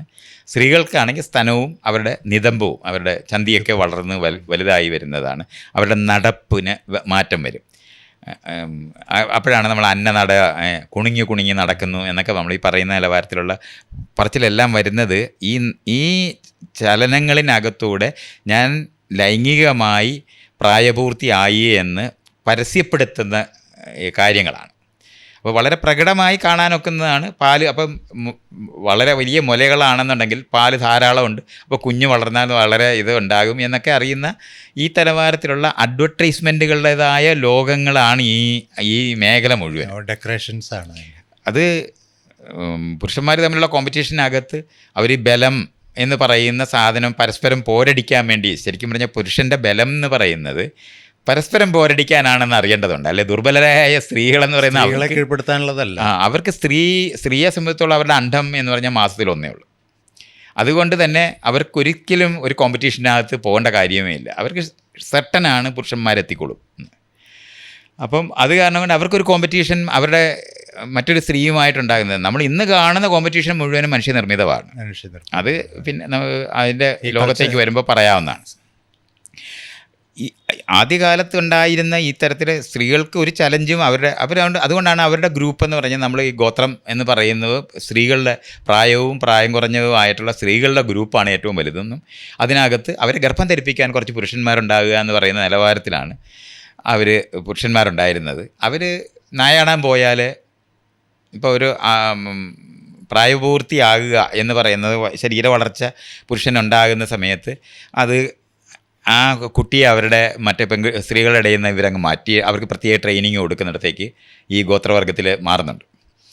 എന്നിട്ട് പുരുഷന്മാരെല്ലാവരും കൂടെ ഒരു 10 പേരിനകത്തേ കാണുള്ളൂ. അവരത്രയും പേരെ കാണുള്ളൂ. മറ്റിടത്ത് ഒരു 25-30 സ്ത്രീകൾ കുഞ്ഞുങ്ങളുമായിട്ടുണ്ടായിരിക്കുമ്പോൾ അതിനകത്ത് ഈ പുരുഷന്മാരുടെ പ്രായപൂർത്തിയാകുന്നവരെ മാറ്റി അവർക്ക് ഈ നായാടാനുള്ള ട്രെയിനിങ് കൊടുക്കുക എന്നൊക്കെ പറയുന്നത് ഉണ്ട്. സ്ത്രീകൾക്കാണെന്നുണ്ടെങ്കിൽ പെൺകുട്ടികൾ മെൻസുറേറ്റ് ചെയ്യുന്ന സമയത്ത് അവർക്ക് അവരുടേതായ രീതിയിലുള്ള ട്രെയിനിങ് കൊടുക്കുക എന്ന് പറഞ്ഞാൽ തരത്തിലുള്ള ആണും പെണ്ണും തമ്മിലുള്ള ഒരു ഡിഫറൻസ് ജീവൻ എന്നുള്ള നിലവാരത്തിൽ തന്നെ ജീവികളിൽ ഉണ്ടായിരിക്കുന്ന ഡിഫറൻസ് ഉണ്ടാകുന്നുണ്ട്.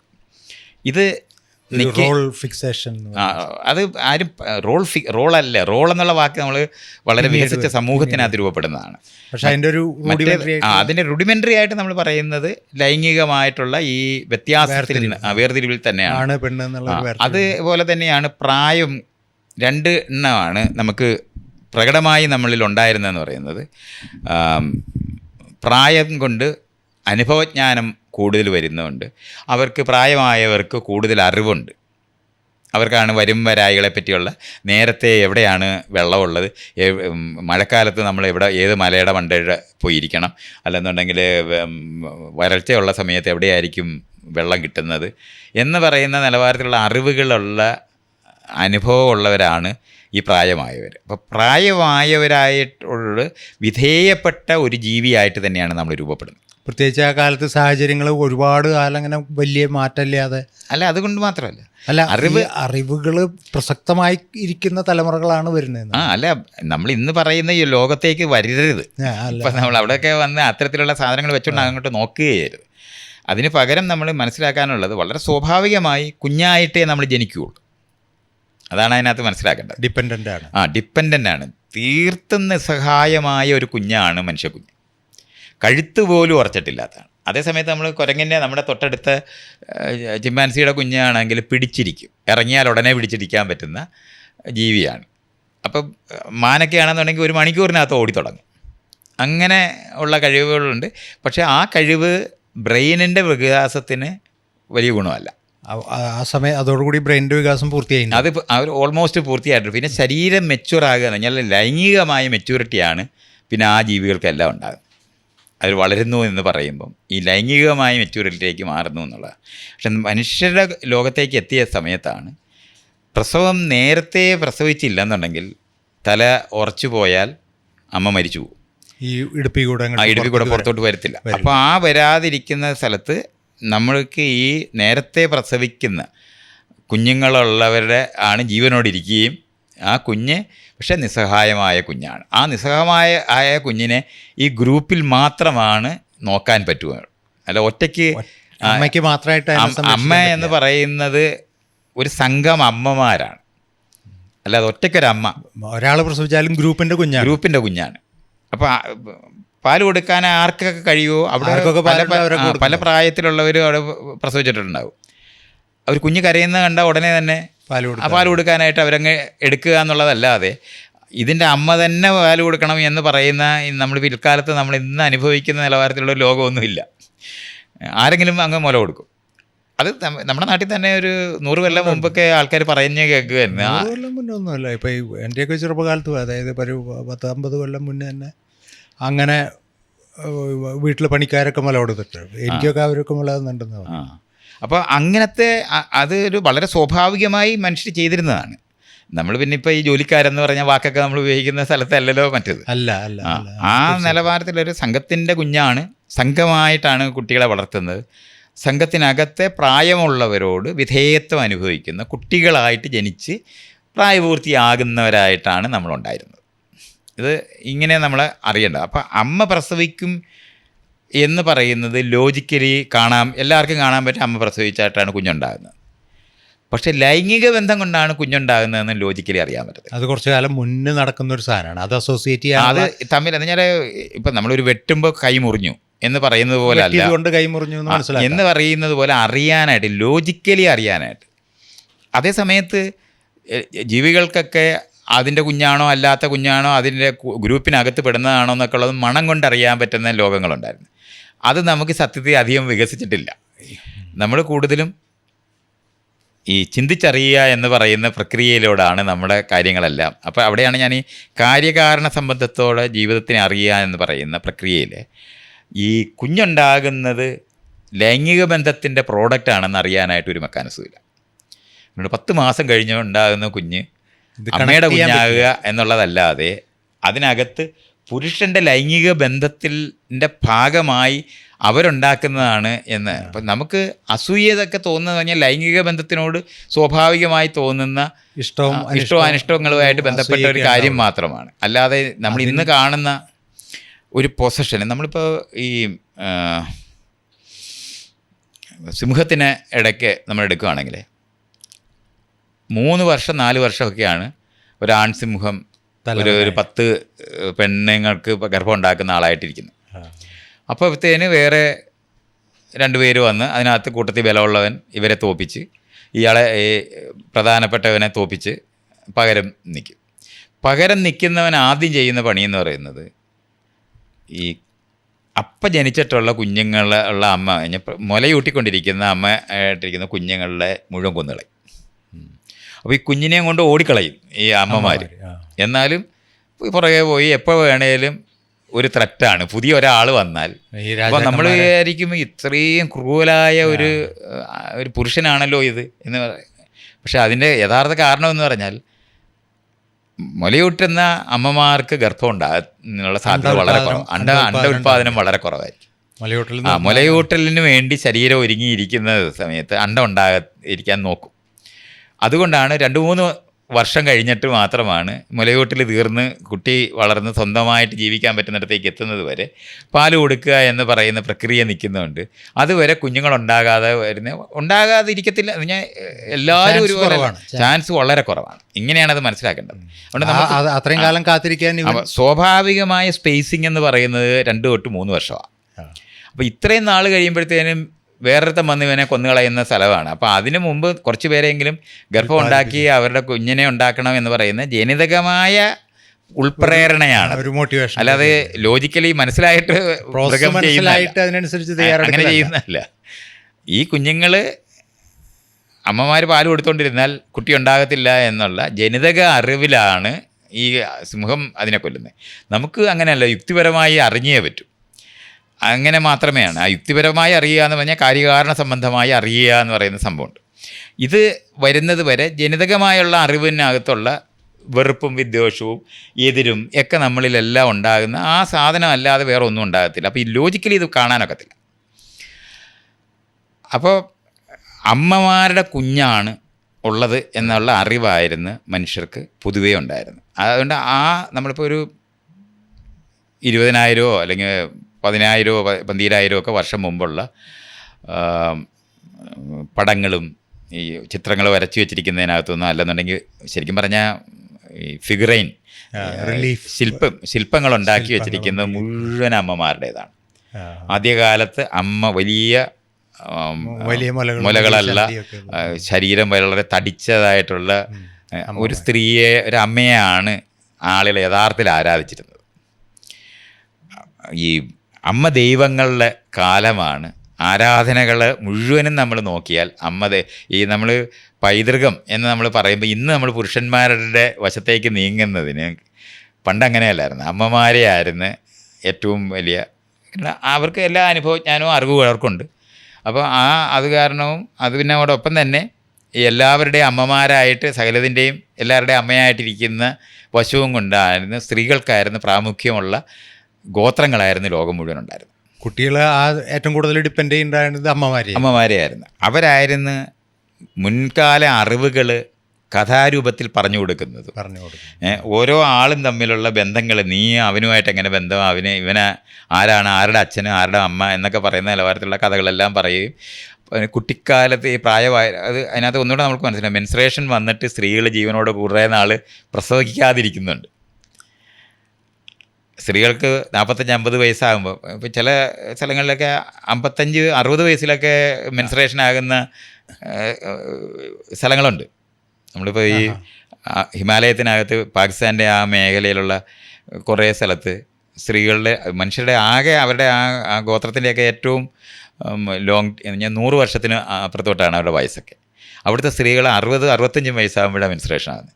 മെൻസ്ട്രേഷൻ ആവുന്നത് ഒരു 45 വയസ്സിൽ 50 വയസ്സാണ് മെനുപോസിലാണ് എത്തുന്നത്. അപ്പം പക്ഷെ അവിടെ അവർ 65 വയസ്സിലാണ് മെനോപോസിലാണ് മെൻസ്ട്രേഷൻ മെനോപോസിൽ എത്തിച്ചേരുന്നത്. അത്രയും കാലം അവർക്ക് റീപ്രൊഡക്റ്റീവ് അങ്ങോട്ട് നീങ്ങിയിട്ടുള്ളത് നമ്മുടെ ലോഞ്ചിവിറ്റി ഉണ്ട്, അവരുടെ ഈ ജനിതകമായിട്ടുള്ള വ്യത്യാസങ്ങളുണ്ട്. മെനോപോസാണ് ഞാൻ മെൻസ്ട്രേഷൻ എന്നാണ് പറഞ്ഞത്. അപ്പം മെനോപോസിലാണ് 60 വയസ്സൊക്കെ ആയവർ കുട്ടികളെ പ്രസവിക്കുന്നത് വളരെ സ്വാഭാവികമായിട്ടുള്ളൊരു സംഭവമാണ്. നമ്മൾ പാകിസ്ഥാൻ്റെ മുകളിലുള്ള എന്താണ് ബലൂചിസ്ഥാൻ്റെ മേൽവയസ്സിന് അവിടെ ഒരു വേറൊരു പേരാണ് ആ സ്ഥലത്തിന്. ഏറ്റവും ബ്യൂട്ടിഫുള്ളായിട്ട് ഏറ്റവും കൊള്ളാവുന്ന ലോകത്തെ ഏറ്റവും സൗന്ദര്യമുള്ള ഒരു മലയിടുക്കുകളാണ് അവിടെ. ആ സ്ഥലത്തുള്ള ആളുകളുടെ ഇടയിലാണ് ഈ വേരിയേഷൻ നമ്മൾ ഏറ്റവും കൂടുതൽ പ്രകടമായി കണ്ടിട്ടുള്ളത്. മറ്റേതാണെങ്കിൽ നമുക്ക് 45 വയസ്സ് 50 വയസ്സെന്ന് പറയുന്നത് വളരെ കോമൺ ആയിട്ടുള്ള സ്ഥലമാണ്. പക്ഷേ ആ അമ്മമാർ പ്രസവിച്ചുണ്ടാക്കുന്ന കുഞ്ഞുങ്ങളായിട്ടായിരുന്നു നമ്മൾ അറിയുകയും അമ്മ ദൈവങ്ങളെ ആയിരുന്നു നമ്മൾ ആരാധിച്ചിരുന്നത്. എല്ലാ സ്ഥലത്തും നോക്കിയാൽ മതി അമ്മ. നമ്മൾ ഈ പഴയ ഈ പൂജകളിലും കാര്യങ്ങളിലൊക്കെ ഈ ആർത്തവരക്തം അതൊക്കെ ആദ്യകാലത്ത് ഭയങ്കര ഇതായിട്ടായിരുന്നു. വിശേഷപ്പെട്ട കൃഷിസ്ഥലത്ത് സ്ത്രീകൾ ആർത്തവരക്തം തളിക്കുക എന്ന് പറയുന്നത് ഫെർട്ടിലിറ്റി റൈറ്റ്, ഉർവരത എന്നാണ് പറയുന്നത്. ഫെർട്ടിലിറ്റി ഫലഭൂയിഷ്ടമായിട്ടുള്ള മണ്ണുണ്ടാകുന്നതിന് ഈ ആർത്തവരക്തം നല്ലതാണെന്നും അത് പൂജയ്ക്കെടുക്കുന്ന സ്ഥലവുമായിരുന്നു. ആർത്തവരക്തം പൂജയ്ക്കെടുക്കുന്നതാണ്. ഇതിപ്പോൾ അതെല്ലാം ഡിസ്ക്രെഡിറ്റ് ചെയ്യപ്പെട്ട് അശുദ്ധമായ രക്തമായിട്ട് മാറിപ്പോയിരിക്കുന്നതൊക്കെ പിൽക്കാലത്ത് അതെങ്ങനെ സംഭവിച്ചു എന്നുള്ളതാണ് ഞാനിപ്പോൾ ഈ പറയുന്നത്. അപ്പം അത് അങ്ങനെ അമ്മ ദൈവങ്ങളെ ആരാധിക്കുകയും അമ്മമാരെ മുന്നേ നിർത്തി ശരിക്കും പറഞ്ഞാൽ ഗോത്ര തലവയായിരുന്നു ഏറ്റവും കൂടുതലുണ്ടായിരുന്നത്, തലവനേക്കാളും കൂടുതൽ. അതുകൊണ്ട് തലവൻ നേരത്തെ മരിച്ചു പോകാനുള്ള സാധ്യത കൂടുതലുള്ളത്. നമ്മൾ ഈ കൃഷി തുടങ്ങിയതിന് ശേഷമേ നമുക്ക് പ്രായമായവരെ അങ്ങനെ സംരക്ഷിച്ച് നിർത്താനായിട്ട് കഴിയുമായിരുന്നുള്ളൂ. ഗുഹയിൽ ജീവിച്ചു തുടങ്ങുകയും പിന്നെ കൃഷിയിലേക്ക് മാറുകയും ചെയ്യുമ്പോൾ വീട് അടക്കുകയും എടുക്കുകയും ചെയ്യുന്നത് വഴിയാണ് പ്രായമായവർ ജീവനോടിരിക്കുന്നിടത്തേക്ക് എത്തുന്നത്. മറ്റേത് 30 വയസ്സിനകത്ത് എല്ലാം കഴിഞ്ഞ് മരിച്ചു പോകുന്നവരായിട്ടായിരുന്നു നമ്മളുണ്ടായിരുന്നത്. അത് സ്വാഭാവികമായിട്ട് വയസ്സായി വൃദ്ധരായി ചുളിവും ഇതൊക്കെ ആയിട്ട് അങ്ങനെ പോകുന്നു. പ്രായമായവരായിട്ട് ഇരിക്കാനൊക്കത്തില്ല. അവരെ പരിചരിക്കാനോ എടുക്കാനോ നമ്മളിപ്പോൾ ഹണ്ടർ ഗാദറിങ് ആയിട്ട് നടക്കുകയാണെങ്കിൽ നടക്കുക തന്നെ വേണം. എപ്പോഴും അപകടകരമായിട്ടുള്ള ഒരു ജീവിയെ നമ്മൾ കൺഫ്രണ്ട് ചെയ്ത് ആന വരുമ്പോൾ ഓടേണ്ടതേ, ഇവരെയും കൊണ്ട് ഓടാനൊക്കത്തില്ല. അപ്പോൾ ഇവരെ കളഞ്ഞേച്ച് മരത്തെ കയറാനേ പറ്റുള്ളൂ. അപ്പോൾ അങ്ങനത്തെ സാധനം കൊണ്ട് പ്രായമായവരുണ്ടാകുക എന്ന് പറയുന്നത് കാട്ടിലില്ലാത്തതാണ്. ഈ എന്താണ് പ്രകൃതി വാദികളായ ആളുകൾ എപ്പോഴും പറയും കാട്ടിലുള്ള ജീവികൾക്കൊന്നും ഒരു അസുഖവും ഇല്ലെന്നും എല്ലാം നല്ല ആരോഗ്യത്തോടെ ഇരിക്കുമെന്ന് പറഞ്ഞാൽ ആരോഗ്യമുള്ളത് മാത്രമേ ജീവനോടിരിക്കൂ. കാലൊന്നും വിളിക്കിയാൽ മതി, അതോടെ അതിൻ്റെ ജീവൻ പോയി. അല്ലാതെ മരുന്ന് പുരട്ടി കിടക്കാൻ പറ്റുന്ന ഒരു സ്ഥലം ഒരു ജീവിക്കും വേറെ ജീവികൾക്കില്ല. മനുഷ്യന് മാത്രം വീടുണ്ടായതുകൊണ്ട് മാത്രമാണ് പ്രായമായവർ ജീവനോടിരിക്കുന്നത്. ഇത് നമ്മൾ അങ്ങനെ മനസ്സിലാക്കണം. കൃഷി സമൂഹത്തിനകത്താണ് ആദ്യമായിട്ട് പ്രായമായവർ ജീവനോടിരിക്കുന്നിടത്തേക്ക് എത്തുന്നത്. മറ്റേത് പ്രായമായവർ നല്ല അവരുടെ ആ ശേഷിക്ക് കുറവ് വരുന്ന എല്ലാ സമയത്തും മറ്റ് ജീവികൾ പിടിക്കപ്പെട്ടു പോവുകയോ അല്ലെങ്കിൽ നമുക്ക് രക്ഷപ്പെടാൻ കഴിയാതെ വരികയോ രോഗത്തിന് സസെപ്റ്റിബിൾ മറ്റ് മൈക്രോബ്സിനെ വന്ന് നമ്മൾ ഏറ്റവും കൂടുതൽ വയ്യാതായി പോകുന്നു. പിന്നെ തണുപ്പും ചൂടും ഈ ഭക്ഷണം കുട്ടികൾക്ക് കൂടുതൽ കൊടുത്ത് അവരെ നിലനിർത്താനായിട്ട് സ്വാഭാവികമായിട്ട് ജീവികൾ ചെയ്യുന്നത്. അപ്പം മക്കൾക്ക് കൂടുതൽ കൊടുത്തിട്ട് നമ്മൾ തിന്നാതാകുക എന്ന് പറയുന്ന സാധനം ചെയ്തിട്ടും ഒക്കെ ആവശ്യത്തിനുള്ള കാര്യങ്ങൾ കിട്ടാതെ വരുന്നിട്ടൊക്കെ പ്രായമായവർ ഒരിക്കലും നീണ്ട് ജീവിച്ചിട്ടേ ഇല്ലാത്ത ഒരു ജീവവർഗമാണ് മനുഷ്യരെന്നറിയേണ്ടത്. ഇന്ന് നമ്മൾ പണ്ടുള്ളവരൊക്കെ ഒത്തിരി വയസ്സ് ജീവിച്ചിരുന്നു എന്നൊക്കെ പറഞ്ഞ കഥ പറയുമ്പോൾ കൃഷി ആരംഭിക്കുന്നത് വരെ ഇങ്ങനൊരു സംഭവമേ ഇല്ല. 25-30 വയസ്സ് വരെയായിരുന്നു ഒരു 5000 വർഷം മുമ്പ് വരെയും നമുക്ക് നമ്മുടെ ആയുസ്സെന്ന് പറയുന്നത്. അപ്പം അതുകൊണ്ടാണ് ഈ മെൻസ്ട്രേഷൻ കഴിഞ്ഞ ഉടനെ കുഞ്ഞുണ്ടായി വളർത്തി തുടങ്ങുക എന്ന് പറയുന്നതൊക്കെ ഉണ്ടായിരുന്നത് നേരത്തെ അങ്ങനെ മാത്രമാണ്. അപ്പോൾ അന്ന് സ്ത്രീകൾ അവർക്ക് ഇഷ്ടമുള്ള പുരുഷനുമായി ബന്ധം ഉണ്ടാക്കും. ഒരിക്കലും പുരുഷൻ അവൻ്റെ ബലം എന്ന് പറയുന്നത് സ്ത്രീയുടെ മുകളിൽ ഉപയോഗിക്കുന്ന ഒന്നല്ല. സ്ത്രീയെ കീഴ്പ്പെടുത്താൻ ഉപയോഗിക്കുന്ന ഒരിക്കലും ചെയ്തിട്ടേ ഇല്ല. അത് ചെയ്യില്ലായിരുന്നു. അവർ ഇണക്കാനായിട്ട് ശ്രമിക്കത്തുള്ളൂ. പാട്ടുപാടിയോ ഡാൻസ് ചെയ്തോ മറ്റുള്ളവരെ കളഞ്ഞ് മൃഗത്തിനെയും വേറൊരെണ്ണത്തിനെയും വേട്ടയാടി പിടിച്ചുകൊണ്ട് വന്ന് ഗിഫ്റ്റ് കൊടുത്തിട്ടോ ഒക്കെ ഇണക്കുന്നതാണ്. അത് ലോകത്തുള്ള എല്ലാ ജീവികളിലും നമ്മളിങ്ങനെ പരിശോധിച്ചാൽ നമുക്ക് കാണാൻ പറ്റും. ഏത് ജീവിയും പുരുഷൻ ആയിരിക്കുന്നവർ സ്ത്രീകളെ ഇണക്കുന്ന പ്രക്രിയയല്ലാതെ അവരെ ഉപദ്രവിക്കുന്ന ഒരു യുക്തിയും അവരുടെ ബലം ഒരു സമയത്തും സ്ത്രീക്കെതിരായിട്ട് ഉപയോഗിക്കുന്ന ഒരു ജീവിവർഗം ഈ ഹണ്ടർ ഗാദറേഴ്സ് സൊസൈറ്റിയിൽ ഉണ്ടായിട്ടേ ഇല്ല. മനുഷ്യരുടെ ഇടയിൽ മറ്റ് ജീവികളുടെ ഇടയിലും ഈ സ്ത്രീയെ ഉപദ്രവിക്കുക എന്ന് പറയുന്നത് വളരെ കുറഞ്ഞ, ഉപദ്രവിക്കുക എന്നുള്ള അർത്ഥത്തിലല്ല, ലൈംഗിക ബന്ധത്തിനെ നിർബന്ധിക്കുന്ന സ്ഥലങ്ങളുണ്ട്. ഒന്ന് രണ്ട് സ്ഥലങ്ങളുണ്ട്.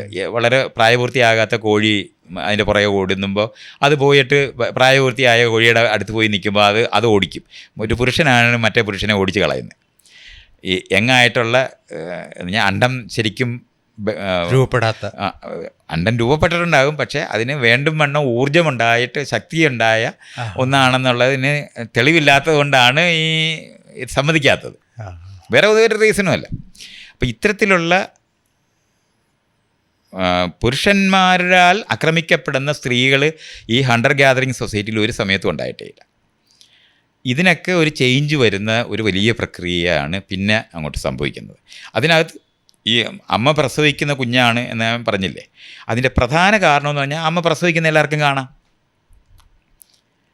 ലൈംഗിക ബന്ധത്തിലൂടെയാണ് കുഞ്ഞുണ്ടാകുന്നതെന്ന് യുക്തിപരമായി അറിയാനൊക്കത്തില്ല, കണക്ട് ചെയ്യാൻ പറ്റും. 10 മാസം മുന്നത്തെ കാര്യം അത് നേരത്തെ സംഭവിക്കുന്നതാണ്.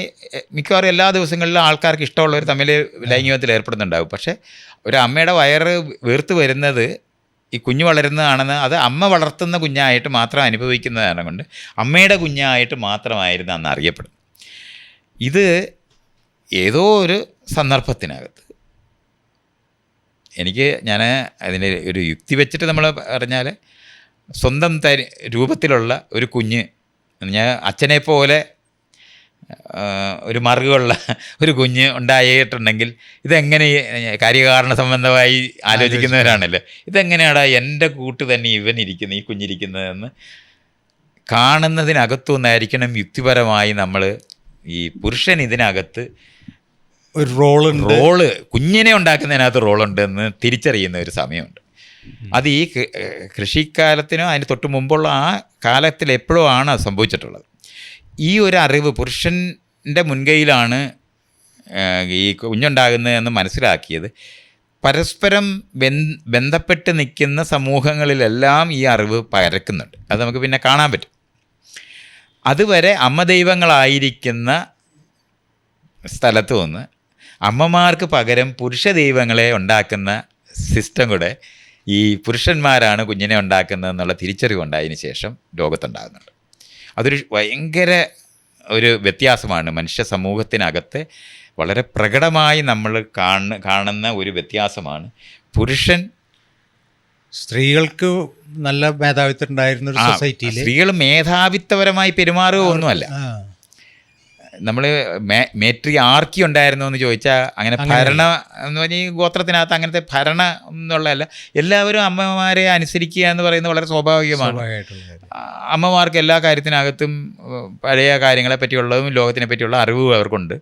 സ്വാഭാവികമായും അത് പേട്രിയാർക്ക് എന്ന് പറയുന്നത് പോലെ മേട്രിയാർക്ക് സ്ത്രീനെ വൂ ചെയ്യാനായിരുന്നു. നമ്മൾ ആർക്കി എന്ന് പറയുന്ന വാക്ക് പേട്രിയാർക്കിനകത്തും മേട്രിയാർക്കിനകത്തും ഉണ്ട്. ഈ ഗോത്രകാലത്ത് അങ്ങനത്തെ ഒരു വലിയ ഭരണ എന്ന് പറയുന്ന ഒരു സംവിധാനത്തിൻ്റെ ഗ്രൂപ്പുകളായിരിക്കുന്ന കാരണം കൊണ്ട് ആർക്കി എന്ന് പറയാവുന്ന തരത്തിലുള്ളൊരു സിസ്റ്റമില്ല. പക്ഷേ അമ്മമാർക്ക് പ്രാധാന്യമുണ്ടായിരുന്ന സമൂഹമായിരുന്നു എന്ന് നമ്മൾ മനസ്സിലാക്കേണ്ടതുണ്ട്. ഇവിടെ നിന്നാണ് എവിടെയോ ഈ പുരുഷൻ ഈ സ്ത്രീയെ ഞാനാണ് ഗർഭം ഉണ്ടാക്കുന്നത്, അമ്മമാർക്ക് പ്രാധാന്യം ഉണ്ടായിരുന്നു. ആ പ്രാധാന്യം ഇവർക്ക് പ്രസവിക്കാനുള്ള കഴിവിൻ്റെ പേരിലും കൂടിയുള്ളതായിരുന്നു. ഉണ്ട്. പ്രസവിക്കുന്ന കുഞ്ഞിനെ ഉണ്ടാക്കുന്നത് അവരാണല്ലോ. അതിൻ്റെ അതാണ് സൃഷ്ടി പ്രക്രിയ. അതുകൊണ്ടാണ് സൃഷ്ടി മാതാവായിട്ട് നമ്മുടെ നാട്ടിലെ ഇന്ത്യക്കാർക്കാണ് ആദിപരാശക്തി. ഇനിയും യേശു ക്രിസ്തുവിൻ്റെ അമ്മയെ ആരാധിക്കുന്നത് ഈ പറയുന്ന പഴയ ആരാധനയുടെ തുടർച്ചയാണത്. അത് വരുന്നത് അതുകൊണ്ടാണ് തൃത്വത്തിനകത്ത് മേരിയില്ലല്ലോ. അത് നമ്മൾ കാണണം അതിനകത്ത്. അപ്പോൾ അങ്ങനത്തെ ഇതിനകത്ത് ഈ സ്ത്രീ പ്രാധാന്യമുള്ള സമൂഹമായിരുന്നു ഈ ഹണ്ടർ ഗാദറിങ് സൊസൈറ്റി മുഴുവൻ. പുരുഷൻ ഒരിക്കൽ ഇത് തിരിച്ചറിഞ്ഞ് ഞാൻ കാരണമാണ് ഗർഭം ഉണ്ടാകുന്നതെന്ന്, അത് കൃഷിയോട് ബന്ധപ്പെട്ടും കൂടെ ആണെന്നുള്ളത് നമുക്ക് കാണാൻ പറ്റും. കാരണം മണ്ണും പെണ്ണും എന്നൊക്കെ പിന്നെ നമ്മൾ പറയുന്ന വാക്കുകളൊക്കെ ഉപയോഗിക്കുന്നത് യുദ്ധത്തിനകത്തും ഗർഭം ഉണ്ടാക്കുന്നതാണ്. സ്ത്രീകൾക്ക് വേണ്ടി വാർ വാർ ആൻഡ് വിമൻ എന്നൊക്കെ പറഞ്ഞുള്ള വാക്കുകളൊക്കെ യൂറോപ്പിലൊക്കെ സംസാരിക്കുകയൊക്കെ ചെയ്യുന്നത് പുരുഷൻ്റെ കൃഷി ചെയ്യുന്ന സ്ഥലമായിട്ട് സ്ത്രീയെ ഐഡൻറ്റിഫൈ ചെയ്യുന്ന സ്ഥലത്തേക്ക് വരുന്നുണ്ട്. നമ്മൾ ഈ ഗർഭപാത്രം, അതാണ് ഗർഭപാത്രം എന്നാണ് പറയുന്നത്. നമ്മൾ നിക്ഷേപിക്കുന്ന പാത്രം മാത്രമായിട്ടാണ്. സ്ത്രീയുടെ എന്തെങ്കിലും പങ്ക് അതിനകത്തുണ്ടെന്നല്ല, ഗർഭം മുഴുവൻ പുരുഷൻ്റെതാണ്. കാര്യം അവർക്ക് കാണാൻ പറ്റും, ശുക്ലം കാണാൻ പറ്റും എന്നുള്ളതാണ്. അണ്ടം കാണാൻ പറ്റത്തില്ല. അണ്ടം നമ്മൾ ഒരിക്കലും കാണുന്നില്ല. അപ്പോൾ അത് കാരണം കൊണ്ട് അണ്ടം ഉണ്ടെന്ന് തന്നെ അറിഞ്ഞുകൂടാ. അപ്പോൾ പുരുഷൻ്റെ ഗർഭമാണത്. അപ്പോൾ ആ കാലഘട്ടത്തിനകത്തൊക്കെ ഈ ചേഞ്ച് വരുന്ന, ഈ മാറ്റം വരുന്ന സമയത്തുള്ള കഥകളിനകത്തൊക്കെ നമ്മളിങ്ങനെ നോക്കിയാൽ ഈ പുരുഷന്മാർ വിത്ത് എന്ന് പറഞ്ഞാൽ അവരുടെ ഗർഭം ധരിക്കുന്ന സ്ത്രീകളായി വിത്താണ്, പുരുഷന്റെ വിത്താണ്, വിത്ത് ഇടുകയാണ് ചെയ്യുന്നത്. അല്ലാതെ അണ്ടം ഉണ്ടെന്നും അണ്ടത്തിനെ ഒരു ഒരു ഒരു എന്താണ് ട്രിഗറിങ് ഫാക്ടറായിട്ട് മാത്രമാണ് ഈ ബീജം നിൽക്കുന്നതെന്നും കാണുന്നില്ല. ശരിക്കും പറഞ്ഞാൽ അണ്ടം എത്ര വലുതാണ് ബീജത്തിന് മുമ്പിൽ. പക്ഷേ ജനിതകമായി പരിശോധിച്ചാൽ രണ്ടും തുല്യമായിട്ട് നിൽക്കുന്നതാണ്. രണ്ടുപേരുടെയും ജനിതകം ഒരുപോലെ തന്നെയാണ് ഒന്നിച്ചു വരുന്നത്. പക്ഷേ നമ്മൾ കാണുകയാണെന്നുണ്ടെങ്കിൽ അണ്ടം വളരെ വലുതും, വളരെ വലുതെന്ന് പറഞ്ഞാൽ നമ്മുടെ ശരീരത്തിലെ ഏറ്റവും വലിയ ഏകകോശം എന്ന് പറയുന്നത് അണ്ടമാണ് ഏറ്റവും വലുത്. അപ്പോൾ ആ ഒരു അണ്ടത്തിൻ്റെ അടുത്ത് ഒരു ഈ ബീജം നിൽക്കുക എന്ന് പറയുന്നത് ഒരു ആനയുടെ അടുത്തൊരു മനുഷ്യൻ തോട്ടിയിട്ട് നിൽക്കുന്ന പോലെയുള്ള അത്രയും ചെറുതാണ്. അത്ര വലിപ്പ വ്യത്യാസമുണ്ട്. അപ്പോൾ ആ ബീജ മുഴുവനും കൂടെ ഈ കുഞ്ഞിനെ ഉണ്ടാക്കുന്നതിനുള്ള കാരണമാണെന്ന് പുരുഷന്മാർ ധരിക്കുന്ന ഒരു ലോകമാണ്. അതുവരെ അമ്മയുടെ കുഞ്ഞായിരുന്ന അമ്മ ദൈവങ്ങളായിരുന്നിടത്തു നിന്ന് പുരുഷ ദൈവങ്ങളിലേക്കുള്ള ഒരു ട്രാൻസ്ഫർ നടക്കുന്നത് ഈ അറിവ് വരുന്നതാണ്. ഈ അറിവ് വരുന്നത് വരെ നമ്മൾ ഈ പറയുന്ന അമ്മമാരെ ആരാധിക്കുന്ന വലിയൊരു സംഘവും അമ്മമാരുടെ നേതൃത്വത്തിലുണ്ടായിരുന്ന ഗോത്ര രൂപീകരണമായിരുന്നു. അതിനുശേഷം ഈ എന്താ പറയണ്ടേ അറിവിൻ്റെ അതുപോലെ നേതൃത്വത്തിൻ്റെ പങ്ക് ശരിക്കും പറഞ്ഞാൽ പുരുഷനിലേക്ക് ഷിഫ്റ്റ് ചെയ്യുന്നുണ്ട് ഈ ഗോത്രത്തിനകത്ത്. ആ ഗോത്രം എന്ന് പറയുന്നത് കൃഷി ചെയ്യുന്ന ഗോത്രമായി മാറുന്നതാണ്. കൃഷിക്കാരുടെ ഇടയിലേക്കാണ് ഈ അറിവിൻ്റെ ഇത് വരുന്നത്, ഈ ഷിഫ്റ്റ് വരുന്നത്. ഇതിനോടൊപ്പം അപ്പോൾ ഈ ഒരു അറിവ് മനുഷ്യർക്ക് ഇങ്ങനെ വന്ന് നിൽക്കുന്ന സമയത്ത് തന്നെ മറ്റൊരു കാര്യം കൂടെ സംഭവിക്കുന്നുണ്ട്. അതെന്ന് പറയുന്നത് ഇതുവരെ മനുഷ്യ ചരിത്രത്തിൽ നമ്പർ കൂടും പിരിയും ഇങ്ങനെ. അതിനാൽ മറ്റേ കോശത്തിൻ്റെ പോലെയാണ്. കോശം വലുതായി രണ്ടാകുക എന്ന് പറയുന്നിടത്ത് ഇവിടെ 20-30 എന്ന് പറയുന്ന നിലവാരത്തിലുള്ള ഡിവിഷൻ ഉണ്ടായി. ആളുകൾ പിരിഞ്ഞ് ഭൂമി മുഴുവൻ പരക്കുക എന്ന് പറയുന്ന ഈ പ്രോസസ്സിനകത്ത് നമ്മൾ കൃഷി ചെയ്യാൻ തുടങ്ങിയപ്പോൾ ഒരിടത്ത് താമസിച്ച് ഒരു 10-300 പേരുള്ള ഒരു സമൂഹം രൂപപ്പെടുകയും, ഈ സമൂഹം രൂപപ്പെടുന്ന മറ്റേ നമ്മളെ റെയ്ഡിനെ പറ്റി പറഞ്ഞില്ലേ, ഒരിടത്ത് അപ്പുറത്ത് പോയിട്ട് അവർ, അപ്പോൾ ഈ ചെയ്യുന്ന പ്രോസസ്സിനകത്ത് നായാടാനായിട്ട് പോയിരുന്നത് പുരുഷന്മാരാണ്.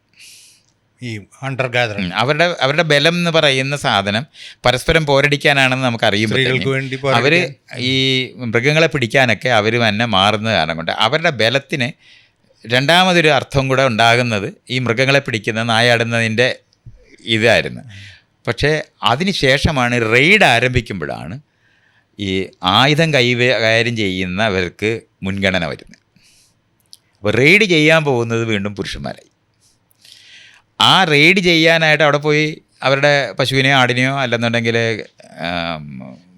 ഗോതമ്പൊക്കെ അരിഞ്ഞുകൊണ്ട് പോരുകയോ ഒക്കെ ചെയ്യുന്ന സമയത്ത് അവിടെ ഉണ്ടായിരുന്ന പുരുഷന്മാരെ സ്വാഭാവികമായി കൊന്നുകളയുകയാണ് ചെയ്യാറുള്ളത്. ഇനി അവിടെ പോയിട്ട് അവിടുത്തെ ഒരു പെണ്ണിനെ ഇഷ്ടപ്പെട്ട ഒരുത്തൻ, അങ്ങനത്തെ വഴക്കായിരുന്നു പണ്ട് ആദ്യം ഈ ഗോത്രങ്ങളിലുണ്ടായിരുന്നത്. ഒരു ഗോത്രത്തിനകത്ത് വേറൊരു ഗോത്രത്തിനകത്ത് പെണ്ണിനോട് ഇഷ്ടം തോന്നുന്ന സമയത്ത് ഈ പറയുന്ന സംഘങ്ങളിനകത്ത് ഒരു മുറിവുറുപ്പുണ്ടാകുന്ന ഒരു സ്ഥലമുണ്ടായിരുന്നു. ആ വഴക്കിൽ കവിഞ്ഞുള്ളൊരു വഴക്ക് ഉണ്ടായിരുന്നു. വരുമ്പോൾ സ്വാഭാവികമായിട്ട് കുറച്ച് കഴിയുമ്പോൾ അപ്പോൾ ആ സ്ത്രീകളെന്ന് പറയുന്നവർ അവിടുന്ന് മറ്റേ ഗോത്രത്തിലേക്ക് വരുന്നു എന്നുള്ളത് നമുക്ക് എപ്പോഴും കാണാം. കാരണം നമ്മുടെ ഈ സ്ത്രീകളുടെ മിറ്റോകോൺട്രിയ എന്ന് പറയുന്ന മദറുടെ അതിൻ്റെ ഒരു തുടർച്ച ഇങ്ങനെ കാണുമ്പോൾ അവർ ഈ ഗോത്രങ്ങൾ സെപ്പറേറ്റ് ചെയ്ത് മാറി നിൽക്കുമ്പോഴും സ്ത്രീകൾ കലരുന്നത് കാണാൻ പറ്റും. അവർ മൈഗ്രേറ്റ് ചെയ്തിട്ടുണ്ട് എന്ന് നമുക്ക് എപ്പോഴും കാണാം. സ്ത്രീകൾ ഒരു ഗോത്രത്തിൽ നിന്ന് വേറെ ഗോത്രത്തിലേക്ക് പോവുക എപ്പോഴും പോകുന്നുണ്ട്. പക്ഷേ പുരുഷന്മാരെ നോക്കിയാൽ നമുക്ക് ജനിതകമായിട്ട് നമുക്ക് കാണാൻ പറ്റും, വളരെ ഡിഫറൻ്റ് ആയിട്ട് തന്നെ അവർ തുടരുന്നുണ്ട്. അപ്പോൾ അവരെപ്പോഴെങ്കിലും പോയൊരു ഗോത്രത്തിൽ നിന്ന് ഒരു പെണ്ണിനെ കൊണ്ടുവന്ന് ഇവരുടെ കൂടെ കൂട്ടുന്നു എന്നുള്ളതല്ലാതെ അവിടെ പുരുഷൻ വേറൊരു ഗോത്രത്തിൽ ചെന്ന് ചേർന്ന് നിൽക്കുന്നില്ല. അങ്ങനെ ഒരു സംഭവമേ ഉണ്ടായിട്ടില്ല. റെയ്ഡ് ചെയ്ത് കഴിഞ്ഞാൽ അവിടെയുള്ള പുരുഷന്മാരെ മുഴുവൻ കൊല്ലുക എന്നുള്ള, അല്ലെങ്കിൽ അവർ ഓടിപ്പോവുക എന്നുള്ളത് മാത്രമേ ഉള്ളൂ. ഇവരിലേക്ക് വരിക എന്ന് പറഞ്ഞാൽ, പക്ഷേ സ്ത്രീകൾ എന്നും വന്നിരുന്നു എന്നുള്ള ഒരു യാഥാർത്ഥ്യമുണ്ട്. ഒരു ഗോത്രത്തിൽ നിന്ന് വേറൊരു ഗോത്രത്തിലേക്ക് സ്ത്രീകൾ വന്നിരുന്നു എന്നുള്ള ഒരു യാഥാർത്ഥ്യമുണ്ട്. പക്ഷേ കൃഷി ആരംഭിച്ച സമയത്താണ് ആദ്യമായിട്ട് ഇപ്പം വയ്യാതിരിക്കുന്ന ഒരാളിന് ഭക്ഷണം നമ്മൾ കൊണ്ടുപോയി കൊടുക്കും. അവർ റിക്കുപ്പറേറ്റ് ചെയ്യുക എന്ന് പറഞ്ഞാൽ ശുശ്രൂഷിച്ച് അവർ നേരെയാകാനായിട്ട് കുറേ നാൾ അവർ കാത്തിരിക്കുകയൊക്കെ ചെയ്യുന്ന, അവരെ പരിചരിക്കുക എന്ന് പറയുന്നത്, ഇതൊക്കെ നമുക്കിങ്ങനെ കാണാൻ പറ്റും. ഒരു 10,000-40,000 വർഷം ആരംഭിച്ച് ഈ ഗുഹയിൽ ജീവിക്കാൻ തുടങ്ങിയപ്പോൾ തൊട്ട് ഈ മുറിവുണ്ടാകുന്നതോ അല്ലെങ്കിൽ കാലൊടിഞ്ഞവരെ ശരിയാക്കിയെടുക്കുന്ന ആ പ്രക്രിയ ആരംഭിക്കുന്നുണ്ട്. പക്ഷെ അത് ഏറ്റവും കൂടുതൽ ശക്തമായിട്ട് തീരുന്നത് ഈ കൃഷി ഒരു സ്ഥലത്ത് ഉണ്ടാകുകയും വീടുണ്ടാകുകയും ഒക്കെ ചെയ്തപ്പോഴാണ്. യഥാർത്ഥത്തിൽ പ്രായമായവർ നീണ്ടു ജീവിക്കുന്ന ലോകം രൂപപ്പെടുന്ന അപ്പോഴാണ്. ആ സമയത്ത് അസുഖമാകുന്നവർ ചികിത്സിച്ച് ഭേദമാക്കുക എന്ന് പറയുന്ന നിലവാരത്തിലുള്ള പ്രവർത്തനങ്ങളും എല്ലാം ഉണ്ടാകുന്നതും ആ സമയത്ത് തന്നെയാണ്. അപ്പോൾ ഈ പരിചരണം എന്ന് പറയുന്നത് ഒരു ജീവിതത്തിൻ്റെ പാർട്ടായിട്ട് മാറുന്ന ഒരു സ്ഥലമുണ്ട്. ഇതിനകത്ത് ഗർഭം ധരിച്ചിരിക്കുന്ന സ്ത്രീ മറ്റുള്ളവരെ പോലെ ഓടാനോ ചാടാനോ എപ്പോഴായാലും കുറയും. പക്ഷേ പണ്ട് കാലത്ത് അങ്ങനെ മാറിയിരിക്കാനൊക്കത്തില്ല. അവർ യാത്ര ചെയ്യുന്നത്. പക്ഷേ സംഘബലത്തിൻ്റെ ഇതുകൊണ്ടാണ് അവർ ജീവനോട് ഇരുന്നത്. മറ്റേ മരത്തേൽ കയറിയിരിക്കുന്ന കുരങ്ങിനെ പോലെ രക്ഷപ്പെടുന്ന സ്ഥലമാണ്. താഴെ ഇറങ്ങിയതിന് ശേഷം സംഘബലം ഉണ്ടാകുകയും ഈ കുന്തവും സാധനങ്ങളൊക്കെ ഉപയോഗിച്ച് മൃഗങ്ങളെ ഓടിച്ചു വിടുകയൊക്കെ ചെയ്യുന്നത് വഴിയാണ് ഗർഭിണികൾ രക്ഷപ്പെട്ട് നിൽക്കുന്ന സ്ഥലങ്ങൾ. മറ്റെല്ലാന്നുണ്ടെങ്കിൽ നമ്മൾ ഇന്ന് കാണുന്ന നിലവാരത്തിൽ ഗർഭം ഉണ്ടായിക്കഴിഞ്ഞ് ഇന്ന് നടക്കാനൊന്നും പറ്റാതായി പോകുന്ന നിലവാരത്തിലോ ആയിക്കഴിഞ്ഞാൽ ഓടി രക്ഷപ്പെടാനേ പറ്റത്തില്ല. പക്ഷേ നമുക്ക് കാണാൻ പറ്റും ബാക്കിയുള്ള എല്ലാ മൃഗങ്ങളും ഗർഭം ധരിച്ചവർ ഓടിയും ചാടിയും തന്നെ രക്ഷപ്പെട്ടേ പറ്റൂ. അല്ല, ഗർഭിണിയായവരെ പ്രത്യേകിച്ച് കടുവ ഉപേക്ഷിക്കത്തൊന്നുമില്ല. നീ പ്രസവിക്കുക അല്ലയോ, ഞാൻ നിന്നെ ഇപ്പോൾ വിട്ടേക്കാവും എന്ന് പറഞ്ഞിട്ടുള്ള ഒരു സാധനവും ഇല്ല. അതുകൊണ്ട് അത്രയും എഫിഷ്യൻ്റായിട്ട് ഇരിക്കുന്നവർ മാത്രമേ ജീവിച്ചിരുന്നിട്ടുള്ളൂ.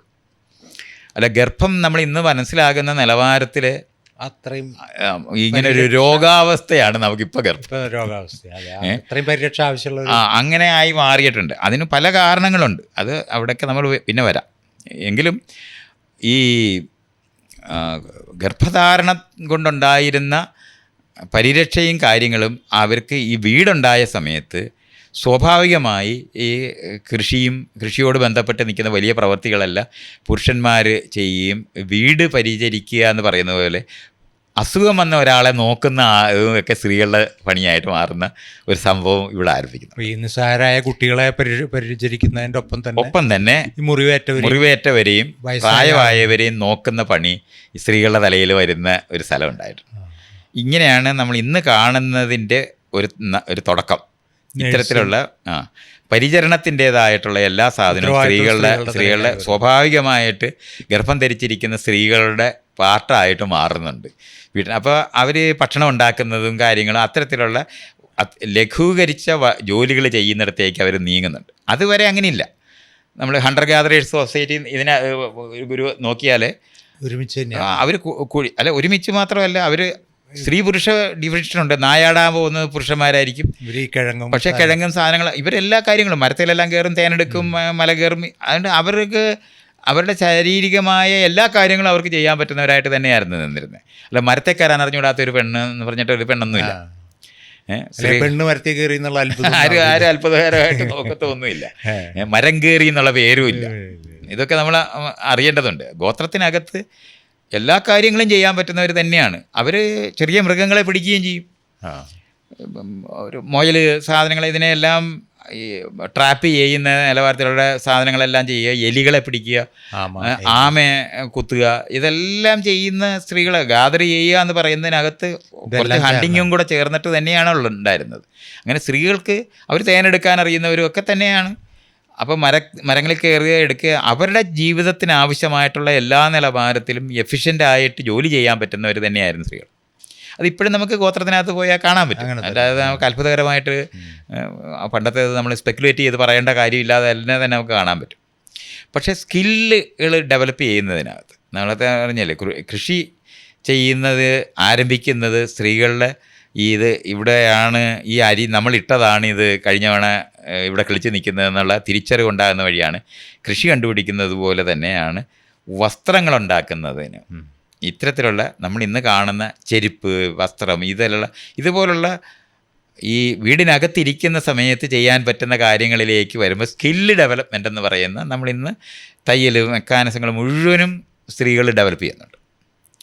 ശരിക്കും പറഞ്ഞാൽ നമ്മൾ വസ്ത്രം എന്ന് പറയുന്നത് ഒരു സാംസ്കാരിക ഉൽപ്പന്നമാണ് ആയിട്ട് മാറുന്നത്. അത് കണ്ടുപിടിച്ചത് സ്ത്രീകൾ അത് ആരംഭിക്കുന്ന ഒരു സ്ഥലമുണ്ട്. ആ ആരംഭിക്കുന്ന പറഞ്ഞാൽ നൂല് നോക്കുക, ഇതൊക്കെ വളരെ ഡെക്സ്റ്റിറിറ്റി, വളരെയധികം സ്കില്ല് ആവശ്യമായിട്ടുള്ള, കൈയൊക്കെ വളരെ സൂക്ഷിച്ച് കൈയ്യൽ. അപ്പോൾ വളരെ ഹാർഡായിട്ടുള്ള പണികളിൽ നിന്ന് മാറുന്ന സമയത്ത് കുറച്ചുകൂടെ ഈ സൂക്ഷ്മമായ ലോകങ്ങൾ ഡെവലപ്പ് ചെയ്യും. അതിനുള്ള കഴിവുള്ളവരായിട്ട് സ്ത്രീകൾ മാറുകയൊക്കെ ചെയ്യുന്ന ഒരു ഡിവിഷൻ ഓഫ് ലേബർ എന്ന് നമുക്ക് പറയാവുന്ന നിലവാരത്തിൽ കെയറും ഇത്തരത്തിലുള്ള കാര്യങ്ങളും സംഭവിക്കുന്നുണ്ടെന്ന് നമുക്ക് കാണേണ്ടതുണ്ട്. ഇത്രയും സംഭവിക്കുന്ന സമയത്ത് തന്നെയാണ് ചരിത്രത്തിൽ അതുവരെ ഇല്ലാതിരുന്ന, മനുഷ്യ കുലത്തിനകത്ത് ഇതുവരെ ഇല്ലാതിരിക്കുന്ന ഒരു സംഭവം ഉണ്ടായത്. ഈ കൃഷി ചെയ്യുന്ന സമയത്താണ്, നേരത്തെ പറഞ്ഞില്ലേ, ഒരാൾ ഇരുന്നിട്ട് വയ്യാതിരിക്കുന്ന ഒരാളിന് വേറൊരാളൊരു പണി ചെയ്ത് കൊടുക്കാൻ പറ്റുമെന്ന് കണ്ടുപിടിക്കുന്ന അതുപോലെ തന്നെ ഒരു പണി ചെയ്യാനായിട്ട് നീ പോയി അത് എടുത്തുകൊണ്ട് പോവാ, നമ്മൾ തന്നെ എണ്ണിട്ട് പോയി ചെയ്യുന്നതിന് പകരം പ്രായമായ ഒരാൾ മറ്റവനെ കൊണ്ടൊരു പണി ചെയ്യിപ്പിക്കാൻ പറ്റുമെന്ന് കണ്ടെത്തുന്നതെല്ലാം ഈ കാലയളവിലാണ് സംഭവിക്കുന്നത്. ഇതിങ്ങനെ മനസ്സിലാകുമ്പോൾ ഒരാളെ കൊണ്ട് പണി ചെയ്യിച്ച് നമുക്ക് ജീവിക്കാൻ പറ്റുമെന്ന് കണ്ടെത്തുന്ന ഭയങ്കര ഒരു കണ്ടുപിടുത്തം. വേറൊരാളെ പണി എടുപ്പിച്ച് അവരെ കൊണ്ട് നമുക്കെല്ലാം കെയർ ചെയ്യപ്പെട്ട് ഇരിക്കുന്ന ഒരാളിന് ഇത് കാണാൻ പറ്റും. വിശക്കുമ്പോൾ ഭക്ഷണം എടുത്തുകൊണ്ട് വരും, ഭക്ഷണം കുക്ക് ചെയ്ത് തരും, കൈയും കാലും വയ്യാതിരിക്കുക തടവി തരും, അവർ അത് മരുന്ന് വെച്ച് കെട്ടുന്ന, ഇങ്ങനെയുള്ള ഈ കെയർ ചെയ്യുക എന്ന് പറയുന്ന മെക്കാനിസം മുഴുവനും അനുഭവിച്ച് ഇരിക്കാൻ പറ്റുന്ന ഒരാൾ. അപ്പോൾ പ്രായമായ ഒരാളിന് എല്ലാം ചെയ്തു കൊടുക്കപ്പെടുന്ന സ്ഥലവും ഉണ്ടാകുന്നതും ഇതേപോലെ തന്നെ കാണാൻ പറ്റുന്നുണ്ട്. അപ്പം ഒരാളെ കൊണ്ട് പണിയെടുപ്പിച്ച് ജീവിക്കാൻ പറ്റും എന്നുള്ള അറിവ് ഈ കാലഘട്ടത്തിലാണ് മനുഷ്യകുലത്തിനകത്ത്. ഇപ്പോൾ 3 ലക്ഷം വർഷത്തോളം നമ്മൾ ഹണ്ടർ ഗാദറേഴ്സായിട്ട് ജീവിക്കുമ്പോൾ ഇങ്ങനൊരു പണിയില്ല, ഇങ്ങനൊരു സംഭവമില്ല. പ്രത്യേകിച്ച് ഈ കൃഷിപ്പണി തുടങ്ങുമ്പോഴാണ് ആ പണി അങ്ങനെ കൂടുതലായിട്ട് അങ്ങനത്തെ വരുന്നത്. ആ വരുന്നതിനകത്തെ ശാരീരിക അധ്വാനം ഉള്ള സാധനം വേറൊരാളെ കൊണ്ട് ചെയ്യിക്കാൻ പറ്റും എന്ന് കണ്ടെത്തുന്ന അറിവ് വരുമ്പോഴാണ് ആദ്യമായിട്ട് ചരിത്രത്തിൽ അന്യഗോത്രത്തിലുള്ള ഒരു പുരുഷനെ പിടിച്ചുകൊണ്ടുവന്ന് പണിയെടുപ്പിക്കുന്നുണ്ട്. എല്ലാവരെയും കൊന്നുകളയുക എന്ന് പറയുന്നതായിരുന്നു അതുവരെ, അല്ലെങ്കിൽ പുറത്താക്കുക എന്ന് പറയുന്നത് മാത്രമേ ചെയ്തിട്ടുള്ളൂ. ഒരാളെ കൊണ്ടുവന്നാൽ അയാളെ കൊണ്ട് പണിയെടുപ്പിക്കാൻ പറ്റുമെന്നും അയാളെ കാലയിലൊരു കയറിട്ട് കെട്ടി അവിടെ നിർത്തി അവനെ കൊണ്ട് അത് പണിയെടുപ്പിക്കാൻ, അവൻ പണിയെടുക്കുമ്പോൾ നോക്കി നിൽക്കാനായിട്ട് ഒരാൾ, ഒരു കുന്തവും പിടിച്ച് അല്ലെങ്കിൽ ഒരു വാളും പിടിച്ച് നിൽക്കുന്ന ഒരാളുണ്ടാകുക എന്ന് പറയുന്ന ഒരു സംഭവം ചരിത്രത്തിൽ ആദ്യമായിട്ടുണ്ടാകും. വേറൊരു ഗോത്രത്തിലെ പുരുഷൻ ബലപ്രയോഗത്തിൽ കൊണ്ടുവന്ന് താമസിപ്പിച്ച് ആണ് അവനെ കൊണ്ട് നിർബന്ധപൂർവ്വം പണിയെടുപ്പിക്കുക എന്ന് പറയുന്ന സാധനം ഭയങ്കരമായ ഒരു മാറ്റം ഉണ്ടാക്കിയ ഒരു സംഭവമാണ്. അതുവരെ പിരിഞ്ഞ് ലോകം മുഴുവൻ പരന്നുകൊണ്ടിരുന്ന മനുഷ്യർ മറ്റൊരാളെ കൊണ്ടുവന്ന് ഇതിനകത്ത് പണിയെടുപ്പിക്കാൻ പറ്റുമെന്ന് കണ്ടുപിടിക്കുന്ന ഒരു വലിയ കണ്ടുപിടുത്തമാണ്. ഈ പണിയെടുക്കാനുള്ള ബലം പുരുഷനാണ്. ഇത് ഒരു എത്തിക്കലായ പ്രശ്നമായിട്ടല്ലേ നമ്മളിത് മനസ്സിലാക്കേണ്ടത്. ചെയ്തത് ശരിയാണോ എന്നുള്ള ചോദ്യമല്ല, ഇങ്ങനെയാണ് സംഭവിച്ചത് എന്നുള്ളതാണ് നമ്മൾ മനസ്സിലാക്കേണ്ടത്. അല്ല, അങ്ങനെ ചോദിക്കുമ്പോൾ അടിമ സമ്പ്രദായത്തിൻ്റെ അടിമയാണ്. അങ്ങനെ ഒരു പുരുഷന്മാരെ പിടിച്ചു കൊണ്ടുവന്ന് അടിമകളാക്കാം എന്ന് കണ്ടെത്തുന്ന വലിയൊരു സംഭവമാണ്. അപ്പോൾ ഈ റെയ്ഡിന് പോകുന്ന സമയത്ത് കൂട്ടത്തിൽ ബലമുള്ളവർ സംഘമായിട്ട് പോയിട്ടാണല്ലോ റെയ്ഡ് ചെയ്തതെന്ന് ഞാൻ പറഞ്ഞു. ആ സംഘമായി റെയ്ഡിന് പോകുന്ന ആൾക്കാർ അവർ ഭക്ഷണം ഉണ്ടാക്കുന്നിടത്ത് വരുന്നില്ല, അവർക്ക് പരിശീലനങ്ങൾ വേണം. അപ്പോൾ ആയുധങ്ങളൊക്കെ പരിശീലിക്കാം, സ്കില്ല് ആ നിലവാരത്തിൽ ആയുധ പരിശീലനത്തിനുള്ള സ്കിൽ ഡെവലപ്മെൻറ്റ്, മറ്റേ കൃഷി ചെയ്യുന്നിടത്തുള്ള സ്കിൽ ഡെവലപ്മെൻ്റ് അല്ല, ആയുധത്തിന് അപ്പോൾ സ്കില്ലായിട്ടുള്ള ഇപ്പോൾ നല്ല അമ്പ് അയക്കാൻ പറ്റുന്നവനോ അല്ലെങ്കിൽ വാൾ ഉപയോഗിക്കാൻ പറ്റുന്നവനോ അല്ലെങ്കിൽ കുന്ത് ഉപയോഗിക്കാൻ പറ്റുന്നവർ നിരന്തരം പ്രാക്ടീസ് ചെയ്തിട്ട് ഉണ്ടാകുന്ന ഒരു വിഭാഗം, അതുവരെ ആണും പെണ്ണുമായിരിക്കുക അല്ലെങ്കിൽ പ്രായമുള്ളവരും പ്രായമില്ലാത്തവരും ആയിരിക്കുന്ന ഡിവിഷൻ മാത്രം ഉണ്ടായിരുന്ന ഗോത്രവർഗ്ഗക്കാലത്തിനകത്തുനിന്ന് ഭിന്നമായി ചില കാര്യങ്ങളിൽ സ്കില്ല് ഡെവലപ്പ് ചെയ്ത്, ഞാൻ ആയുധം ഉപയോഗിക്കുന്ന സ്കില്ല് ഡെവലപ്പ് ചെയ്യുന്ന ഒരു വിഭാഗം ഈ ഗ്രൂപ്പിനകത്ത് രൂപപ്പെടാൻ തുടങ്ങി. അത് ഈ സ്വന്തമായിട്ട് നമ്മൾ കൃഷി ആരംഭിക്കുക, അത് ഗാർഡ് ചെയ്യേണ്ട ആവശ്യം വരും. അതാണ് അപ്പുറത്ത് റെയ്ഡിന് പോകുന്നതിനും ഡിഫൻസിനും, ഒഫൻസിനും ഡിഫൻസിനും എന്നുള്ള നിലവാരത്തിൽ ഉണ്ടാകുന്ന ആ ഒരു വിഭാഗം രൂപപ്പെടുന്നത് ഈ കൃഷിക്കാലത്താണ്. ആ കൃഷി അവരാണ്, ആ രൂപീകരിച്ച ഉണ്ടാകുന്ന ആളുകൾ ആണ് ഈ മറ്റവരെ പിടിച്ചു കൊണ്ടുവന്ന് പണിയെടുപ്പിക്കാൻ പറ്റുമെന്ന് കണ്ടുപിടിക്കുന്നത്. അതുവരെ കൊന്നുകളഞ്ഞിരുന്ന സ്ഥലത്ത് നമുക്ക് അവരുടെ ഫംഗ്ഷനിൽ ഇവിടെ ഒരിക്കലും അങ്ങനെ ചിന്തിക്കുന്നേ ഇല്ല. മാത്രമല്ല അവരുടെ ബലമൊക്കെ ത്രെട്ടാണ്. അവരെ ഇവിടെ വരിക എന്ന് പറഞ്ഞാൽ അപ്പോൾ അവരെ എന്തായാലും ഇവർ ആയുധം പരിശീലിച്ച് നിൽക്കുന്നവരാണ്. അപ്പോൾ അവർക്ക് നോക്കാൻ പറ്റുന്നവർ, അപ്പോൾ ഒരുത്തൻ വാളുമായിട്ട് നിന്നാൽ മറ്റവരെ കൊണ്ട് പണിയെടുപ്പിക്കാൻ പറ്റും. അപ്പോൾ കാലയിൽ അന്ന് ചങ്ങലയില്ല, കയറിട്ട് കെട്ടുക, അല്ലെന്നുണ്ടെങ്കിൽ കയറ് പോലും അല്ല, നമ്മൾ ഈ പറയുന്ന വൈൻ എന്ന് നമ്മൾ പറയുന്ന കാട്ടുവള്ളികൾ വെച്ചിട്ടായിരുന്നു കെട്ടിയിടുകയൊക്കെ ചെയ്തിരുന്നത്.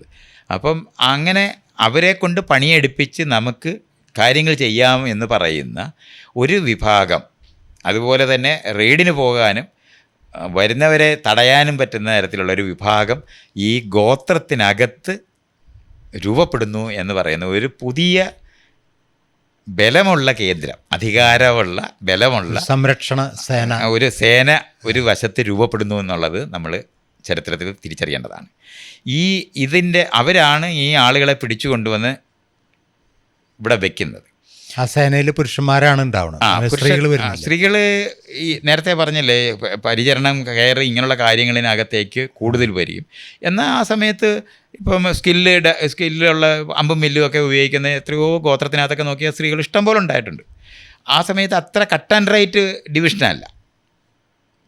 സ്ത്രീകൾക്ക് നല്ല സ്കില്ലുള്ള സ്ത്രീകളുണ്ടാകുകയും അവർ ഇവരോടൊപ്പം വേട്ടയ്ക്ക് പോവുകയും അതേപോലെ തന്നെ റെയ്ഡിന് പോവുകയൊക്കെ ചെയ്യുന്ന കുറച്ച് സ്ത്രീകൾ, പക്ഷേ അവരുടെ നമ്പർ എപ്പോഴും കുറവായിരിക്കും.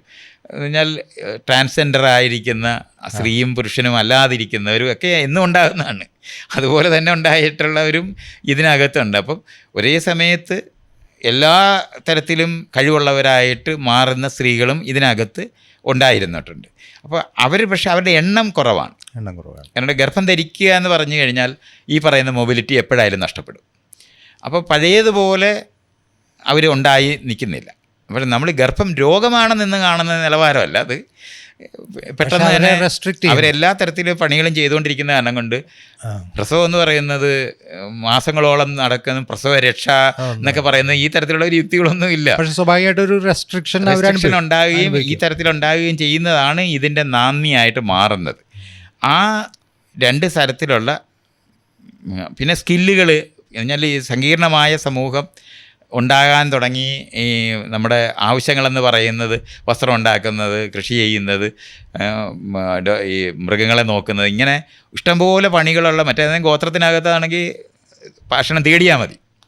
മാത്രമല്ല പുരുഷന്മാർക്ക് പരസ്പരം ഇടി കൂടിയിട്ട് നല്ല ശാരീരിക ബലമുണ്ട്. അല്ലേ, അതെ. ഞാനീ പറയുന്നത് അത്തരത്തിലുള്ള ഡിവിഷൻസ് മാത്രമേ ഉണ്ടായിരുന്നുള്ളൂ. അല്ലാതെ ഇന്നിപ്പോൾ കാണുന്ന നിലവാരത്തിൽ ധാരാളം പണികളുള്ള ഒരു സമൂഹം ഈ കൃഷിക്കാലത്ത് മാത്രമേ ഉണ്ടാകത്തുള്ളൂ. അപ്പോൾ ആ പുരുഷന്മാരുടെ ഒപ്പം അതുവരെ സ്ത്രീകൾ എന്നും മറ്റു കുലത്തിലേക്ക് വരുമെന്ന് ഞാൻ പറഞ്ഞില്ലേ. പക്ഷേ ഈ പുരുഷന്മാരെ പിടിച്ചു കൊണ്ടുവന്ന് അടിമകളാക്കുന്ന സമ്പ്രദായം ആരംഭിച്ചപ്പോൾ അവരുടെ സ്ത്രീകളെ പിടിച്ചുകൊണ്ട് വന്നാൽ അത് അവരുടെ കൂടെ കഴിയുന്ന സ്ത്രീകളായി. അടിമകളുടെ കൂടെ കഴിയുന്ന സ്ത്രീകളും അടിമകളായി. മറ്റത് ഇവരുടെ പങ്കാളികൾ കമ്മ്യൂണിറ്റിക്ക് അകത്തായിരുന്നു ഉണ്ടായിരുന്നത്. അതിൽ നിന്ന് ഭിന്നമായി ചരിത്രത്തിൽ ആദ്യമായിട്ട് അടിമ പുരുഷന്മാരോടൊപ്പം അടിമ സ്ത്രീകളുണ്ടാകുക എന്ന് പറയുന്നത് സംഭവിച്ചു. ഈ അടിമ സ്ത്രീകളുണ്ടായ സമയത്ത് ഉണ്ടായ വ്യത്യാസം ഈ പിടിച്ചുകൊണ്ടുവന്ന പുരുഷന്മാരിലുണ്ടാക്കിയ വ്യത്യാസം എന്താണെന്ന് ചോദിച്ചാൽ, അടിമ സ്ത്രീകളുടെ സമ്മതമില്ലാതെ അവരുമായി ലൈംഗിക ബന്ധത്തിൽ ഏർപ്പെടാനുള്ള അവകാശമുള്ളതായി ടോട്ടൽ റൈറ്റ് ഇവരുടെ തലയ്ക്കകത്ത് തോന്നി എന്നുള്ളതാണ് സംഭവിച്ചത്. നമ്മുടെ ഇവർ അടിമകളാണ്, ഉടമസ്ഥാവകാശം ടോട്ടലായിട്ട് ഇവരുടെ വശത്താണ്. ഇവർക്ക് അപ്പോൾ ഇവരുടെ മറ്റേ അതുവരെ സ്ത്രീകളും പുരുഷന്മാരും എന്ന് പറയുന്ന സാധനം മാത്രമേ ഉണ്ടായിരുന്നുള്ളൂ.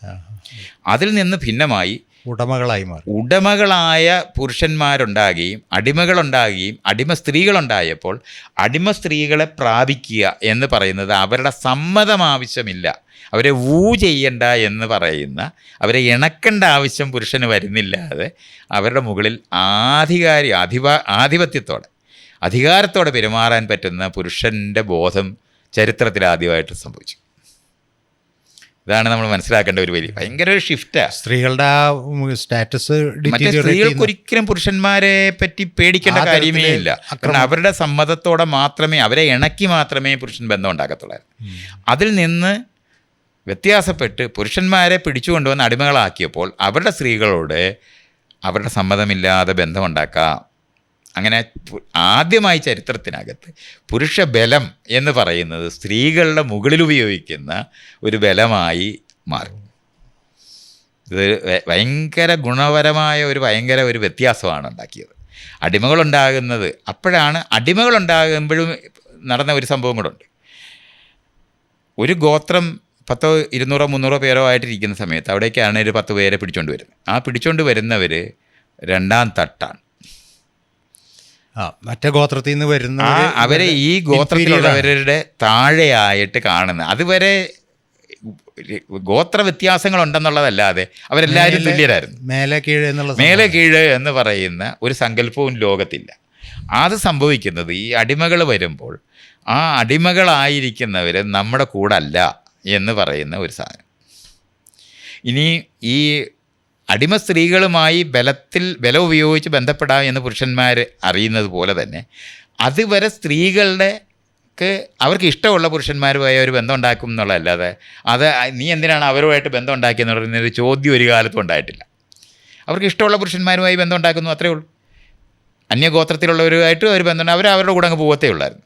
അല്ലാതെ ഇവിടെ നിന്ന് പുരുഷന്മാർ തമ്മിൽ അടിച്ച് ചാകുന്നതിന് വേണ്ടി നോക്കി നിൽക്കുകയല്ല, ഒരു പുരുഷനോടൊത്ത് പോവുക എന്നുള്ളത് മാത്രമായിരുന്നു അവർ ചെയ്തിരുന്നത്. അതുകൊണ്ട് ഈ ഒരു ചോദ്യമില്ലാതെ ജീവിച്ചിരുന്ന സ്ത്രീകളുടെ അടുത്ത് അടിമ പുരുഷന്മാരെന്ന് പറയുന്നത് വേറെ ഒന്നും സംഭവിച്ചിട്ടില്ല. അവിടുന്ന് പിടിച്ചുകൊണ്ടുവന്ന് ഇവിടെ കൊണ്ടുവന്നു എന്നുള്ളതല്ലാതെ വേറെ വ്യത്യാസമൊന്നുമില്ല. ഇവരെ പോലുള്ള തന്നെ മനുഷ്യരല്ലേ, അവരൊക്കെ കണ്ടാൽ നല്ല സുന്ദരന്മാരും ഇഷ്ടപ്പെടാവുന്നവരും തന്നെയാണ്. അപ്പോൾ ഇവിടെ പിടിച്ചു വന്നിരിക്കുന്ന പുരുഷന്മാരുടെ ഒപ്പമുണ്ടായിരുന്ന സ്ത്രീകൾ സ്വാഭാവികമായി അടിമ പുരുഷന്മാരെ ഇഷ്ടപ്പെടും. ആ അടിമ പുരുഷന്മാരെ ഇഷ്ടപ്പെട്ട് അവരുമായി ബന്ധമുണ്ടാക്കുമ്പോൾ അവിടെയാണ് ഈ കുഞ്ഞിനെ ഉണ്ടാക്കുന്നത് ഞാനാണെന്നുള്ള തിരിച്ചറിവുണ്ടായിരിക്കുന്ന കാലം തൊട്ട് അത് പറ്റത്തില്ല. കാരണം അവർ അടിമകളാണ്. അടിമ പുരുഷന്മാരുമായി നിങ്ങൾക്ക് ബന്ധം ഉണ്ടാക്കാൻ പറ്റത്തില്ല. അടിമ കുഞ്ഞുങ്ങളെന്ന് പറയുന്നത് അപ്പം ആയിട്ടില്ല. അല്ല, അടിമയായിട്ട് ബന്ധമുണ്ടായി കഴിഞ്ഞു കഴിഞ്ഞാൽ അയാളുടെ കുഞ്ഞ് വീടിനകത്ത് വരും. അയാളുടെ കുഞ്ഞ് ഇതിനകത്ത് വരില്ല. കാരണം കുഞ്ഞെല്ലാം അമ്മമാരുടെ കൂടെ ആയിരിക്കും. അപ്പോൾ അടിമ കുഞ്ഞുങ്ങളെ ഉണ്ടാകത്തുള്ളൂ. അതിനകത്ത് പ്രശ്നവുമില്ല. അല്ല, ഈ പിടിച്ചു കൊണ്ടുവന്ന ഗ്രൂപ്പിലെ പുരുഷന്മാരും സ്ത്രീകളുമായിട്ട് മുകൾ തട്ടിലെ പുരുഷന്മാർ കുട്ടിയെ ഉണ്ടാക്കി അടിമക്കുട്ടികളെ ഉണ്ടാവുള്ളൂ. അല്ല, അവർ മേൽത്തട്ടിലേക്ക്. ഇതങ്ങനല്ല. താഴ്ത്തട്ടിലുള്ള പുരുഷന്മാരുടെ സ്ത്രീകൾ ബന്ധം ഉണ്ടാക്കിയാൽ അവരുടെ ബീജം കൊണ്ടുണ്ടാകുന്ന കുഞ്ഞ് മേൽത്തട്ടിൽ വരും. അത് പറ്റത്തില്ല എന്ന് പറയുന്ന, അങ്ങനെയാണ് ചരിത്രത്തിൽ ആദ്യമായിട്ട് സ്ത്രീകളുടെ ലൈംഗികത നിയന്ത്രിക്കപ്പെട്ടത്. അടിമ പുരുഷന്മാരുമായി ബന്ധം ഉണ്ടാക്കാൻ പറ്റത്തില്ല. മറ്റേതങ്ങനെയില്ല. സ്ത്രീകൾക്ക് ഇഷ്ടമുള്ള പുരുഷന്മാരുമായി ബന്ധം ഉണ്ടാക്കാമെന്ന് മാത്രമേ ജീവനും ജീവികളിലും എല്ലാം അത്രയേ ഉള്ളൂ. അങ്ങനല്ലാതെ നമ്മൾ ഇന്ന് പറയുന്ന സോഷ്യൽ ആയിട്ടുള്ള ഒരു രണ്ട് തട്ടിലെ സമൂഹം ഉണ്ടായപ്പോൾ താഴ്ത്തട്ടിലെ പുരുഷന്മാരുമായി നിങ്ങൾക്ക് ബന്ധം ഉണ്ടാക്കാൻ പറ്റത്തില്ല. നിങ്ങൾ ബന്ധം ഉണ്ടാക്കുകയാണെങ്കിൽ മേൽത്തട്ടിലുള്ള ആരെങ്കിലുമായിട്ട് ബന്ധം ഉണ്ടാക്കാം. പിടിച്ചുകൊണ്ട് വന്നിട്ടല്ലാത്ത ഒരു അന്യഗോത്രത്തിലെ ഒരു പുരുഷനുമായിട്ട് ബന്ധം ഉണ്ടാക്കാം, കുഴപ്പമില്ല. കാരണം അവർ ഈക്വലാണ്. പക്ഷെ ഇവിടെ അടിമയാണ്. അടിമയായിരിക്കുന്നവരുമായി ബന്ധമുണ്ടാക്കി ഇതുണ്ടാക്കിക്കൂടാ എന്ന് പറയുന്ന സ്ത്രീകളുടെ ലൈംഗികതയുടെ മുകളിൽ ആദ്യമായി അവരുടെ അവകാശം നഷ്ടപ്പെട്ട ഒരു സ്ത്രീ ഉണ്ടായി എന്നുള്ളതാണ് സംഭവിച്ചത്. ഈ ഒരു സംഭവം ഉണ്ടാകുന്നതോടെയാണ് ലോകത്ത് സ്ത്രീകളുടെ ലൈംഗികമായിട്ടുള്ള അവകാശം അവർക്ക് സ്വന്തമായി തീരുമാനിക്കാൻ കഴിയാതാകുന്ന ആൾക്കാരായി അവർ മാറിയത്. ഇതൊരു ഭയങ്കര ഷിഫ്റ്റാണ്. അതുവരെ ഇല്ലാതിരുന്ന ഒരു ഷിഫ്റ്റാണ്. അപ്പോൾ ഈ മേൽത്തട്ടിൽ അടിമകളുടെ കുഞ്ഞും ഒരിക്കലും വന്നിട്ടില്ല. മേൽത്തട്ടിലേക്ക് വരാനായിട്ട് അവർ അനുവദിക്കത്തില്ല. അല്ല, അത് വരരുത് എന്നുള്ളതിന് വേറെ എന്തെങ്കിലും കാരണങ്ങളുണ്ടോ? അല്ല വരരുതെന്ന് പറഞ്ഞാൽ ഇവർ കുഞ്ഞുണ്ടാക്കുന്നത് പുരുഷനാണെന്നുള്ള തിരിച്ചറിവ് കൊണ്ടാണ് അത് മനസ്സിലായത്. മറ്റല്ലാന്നെങ്കിൽ അങ്ങനത്തെ ഒരു പ്രശ്നമില്ലായിരുന്നല്ലോ. സ്ത്രീകൾ പ്രസവിക്കുന്നു എന്നുള്ളതല്ലാതെ നമ്മളാരെങ്കിലും ചേർന്നിട്ടാണ് കുഞ്ഞുണ്ടാകുന്നത് എന്നുള്ള അറിവില്ലായിരുന്നു. മറ്റേ കാര്യകാരണ സമ്പത്തോടെ അറിവുണ്ടാകുകയും ഒപ്പം അടിമരായ ആൾക്കാർ ഈ സമൂഹത്തിനോടൊപ്പം ഉണ്ടാകുകയും ചെയ്യും. രണ്ട് തട്ടിലെ സമൂഹം ഉണ്ടായി വന്ന തട്ട് രൂപയുടെ ആ തട്ട് നിലനിർത്തുകയും ചെയ്യേണ്ട ഒരു ആവശ്യം. അപ്പോഴാണ് നമ്മളിപ്പോഴും നമുക്ക് നോക്കാം, ഭഗവത്ഗീതയിലൊക്കെ സങ്കരവർഗം ഉണ്ടാകുക എന്ന് പറയുന്നത് ഈ സ്ഥലമാണ്. അപ്പോഴാണ് ജാതി എന്ന് നമ്മൾ ഇന്ന് പറയുന്ന നമ്മുടെ നാട്ടിലെ പോലെ ലോകവ്യാപകമായി ഉണ്ടായതാണ് രണ്ട് തട്ടിലെ മനുഷ്യരുണ്ടാകുക എന്ന് പറയുന്നത്.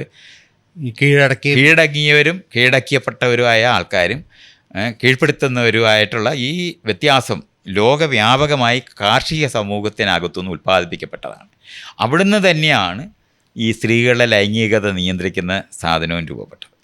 അവിടുന്ന് തന്നെയാണ് കുഞ്ഞിനെ ഉണ്ടാക്കുന്നത് പുരുഷന്മാരാണെന്ന് കണ്ടെത്തുന്ന ആ മെക്കാനിസം ഉണ്ടാകുന്നത് വഴി സ്ത്രീകൾക്ക് കുട്ടികളുടെ മുകളിലുള്ള അവരുടെ അതുവരെ ഉണ്ടായിരുന്ന അവകാശം നഷ്ടപ്പെട്ടു. പുരുഷൻ്റെ കുട്ടിയാണ്, ഗർഭം പുരുഷൻ്റേതാണ് എന്ന് തിരിച്ചറിയുന്നതാണ്. സ്ത്രീകളുടെ അണ്ടം ഉണ്ടെന്നുള്ള കാര്യം നമ്മൾ മൈക്രോസ്കോപ്പ് കണ്ടുപിടിച്ച് നോക്കുന്നത് വരെ അറിഞ്ഞിട്ട് വെറും പാത്രമായി.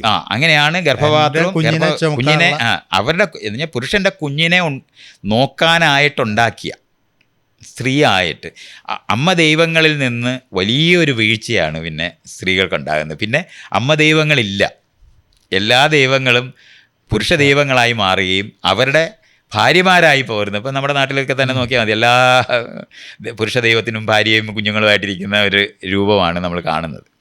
ഈ നിലവാരത്തിലുള്ള ഒരു ഷിഫ്റ്റ് ലോകവ്യാപകമായി എവിടൊക്കെയാണോ കൃഷി സമൂഹം ഉണ്ടാകുകയും എവിടൊക്കെയാണോ പരസ്പരം കണക്റ്റഡായിട്ട് നിന്നിരുന്ന സമൂഹങ്ങളിൽ മുഴുവനും ഈ പുരുഷനാണ് ഈ കുട്ടികളുടെ ഉടമസ്ഥൻ ആയി മാറിയതെന്നും അവൻ്റെ പ്രയത്നം കൊണ്ടാണ് കുഞ്ഞുണ്ടാകുന്നതെന്നും അവൻ്റെ കുഞ്ഞാണ് എല്ലാ സ്ത്രീകളും പ്രസവിക്കുന്നതെന്നും അവർക്ക് അങ്ങനെ സ്ത്രീകൾ മറ്റൊരുമായി ബന്ധം ഉണ്ടാക്കരുതെന്ന് പറയുന്നത് വഴിയാണ് അവരുടെ ലൈംഗിക നിയന്ത്രണത്തിന് ആദ്യത്തെ ബീജവാപം എന്ന് ഞാൻ വിത്തിടുന്നത്, അതിൻ്റെ തുടക്കം കുറിക്കുന്നതുമായിട്ടുള്ള സംഭവം നടക്കുന്നത്.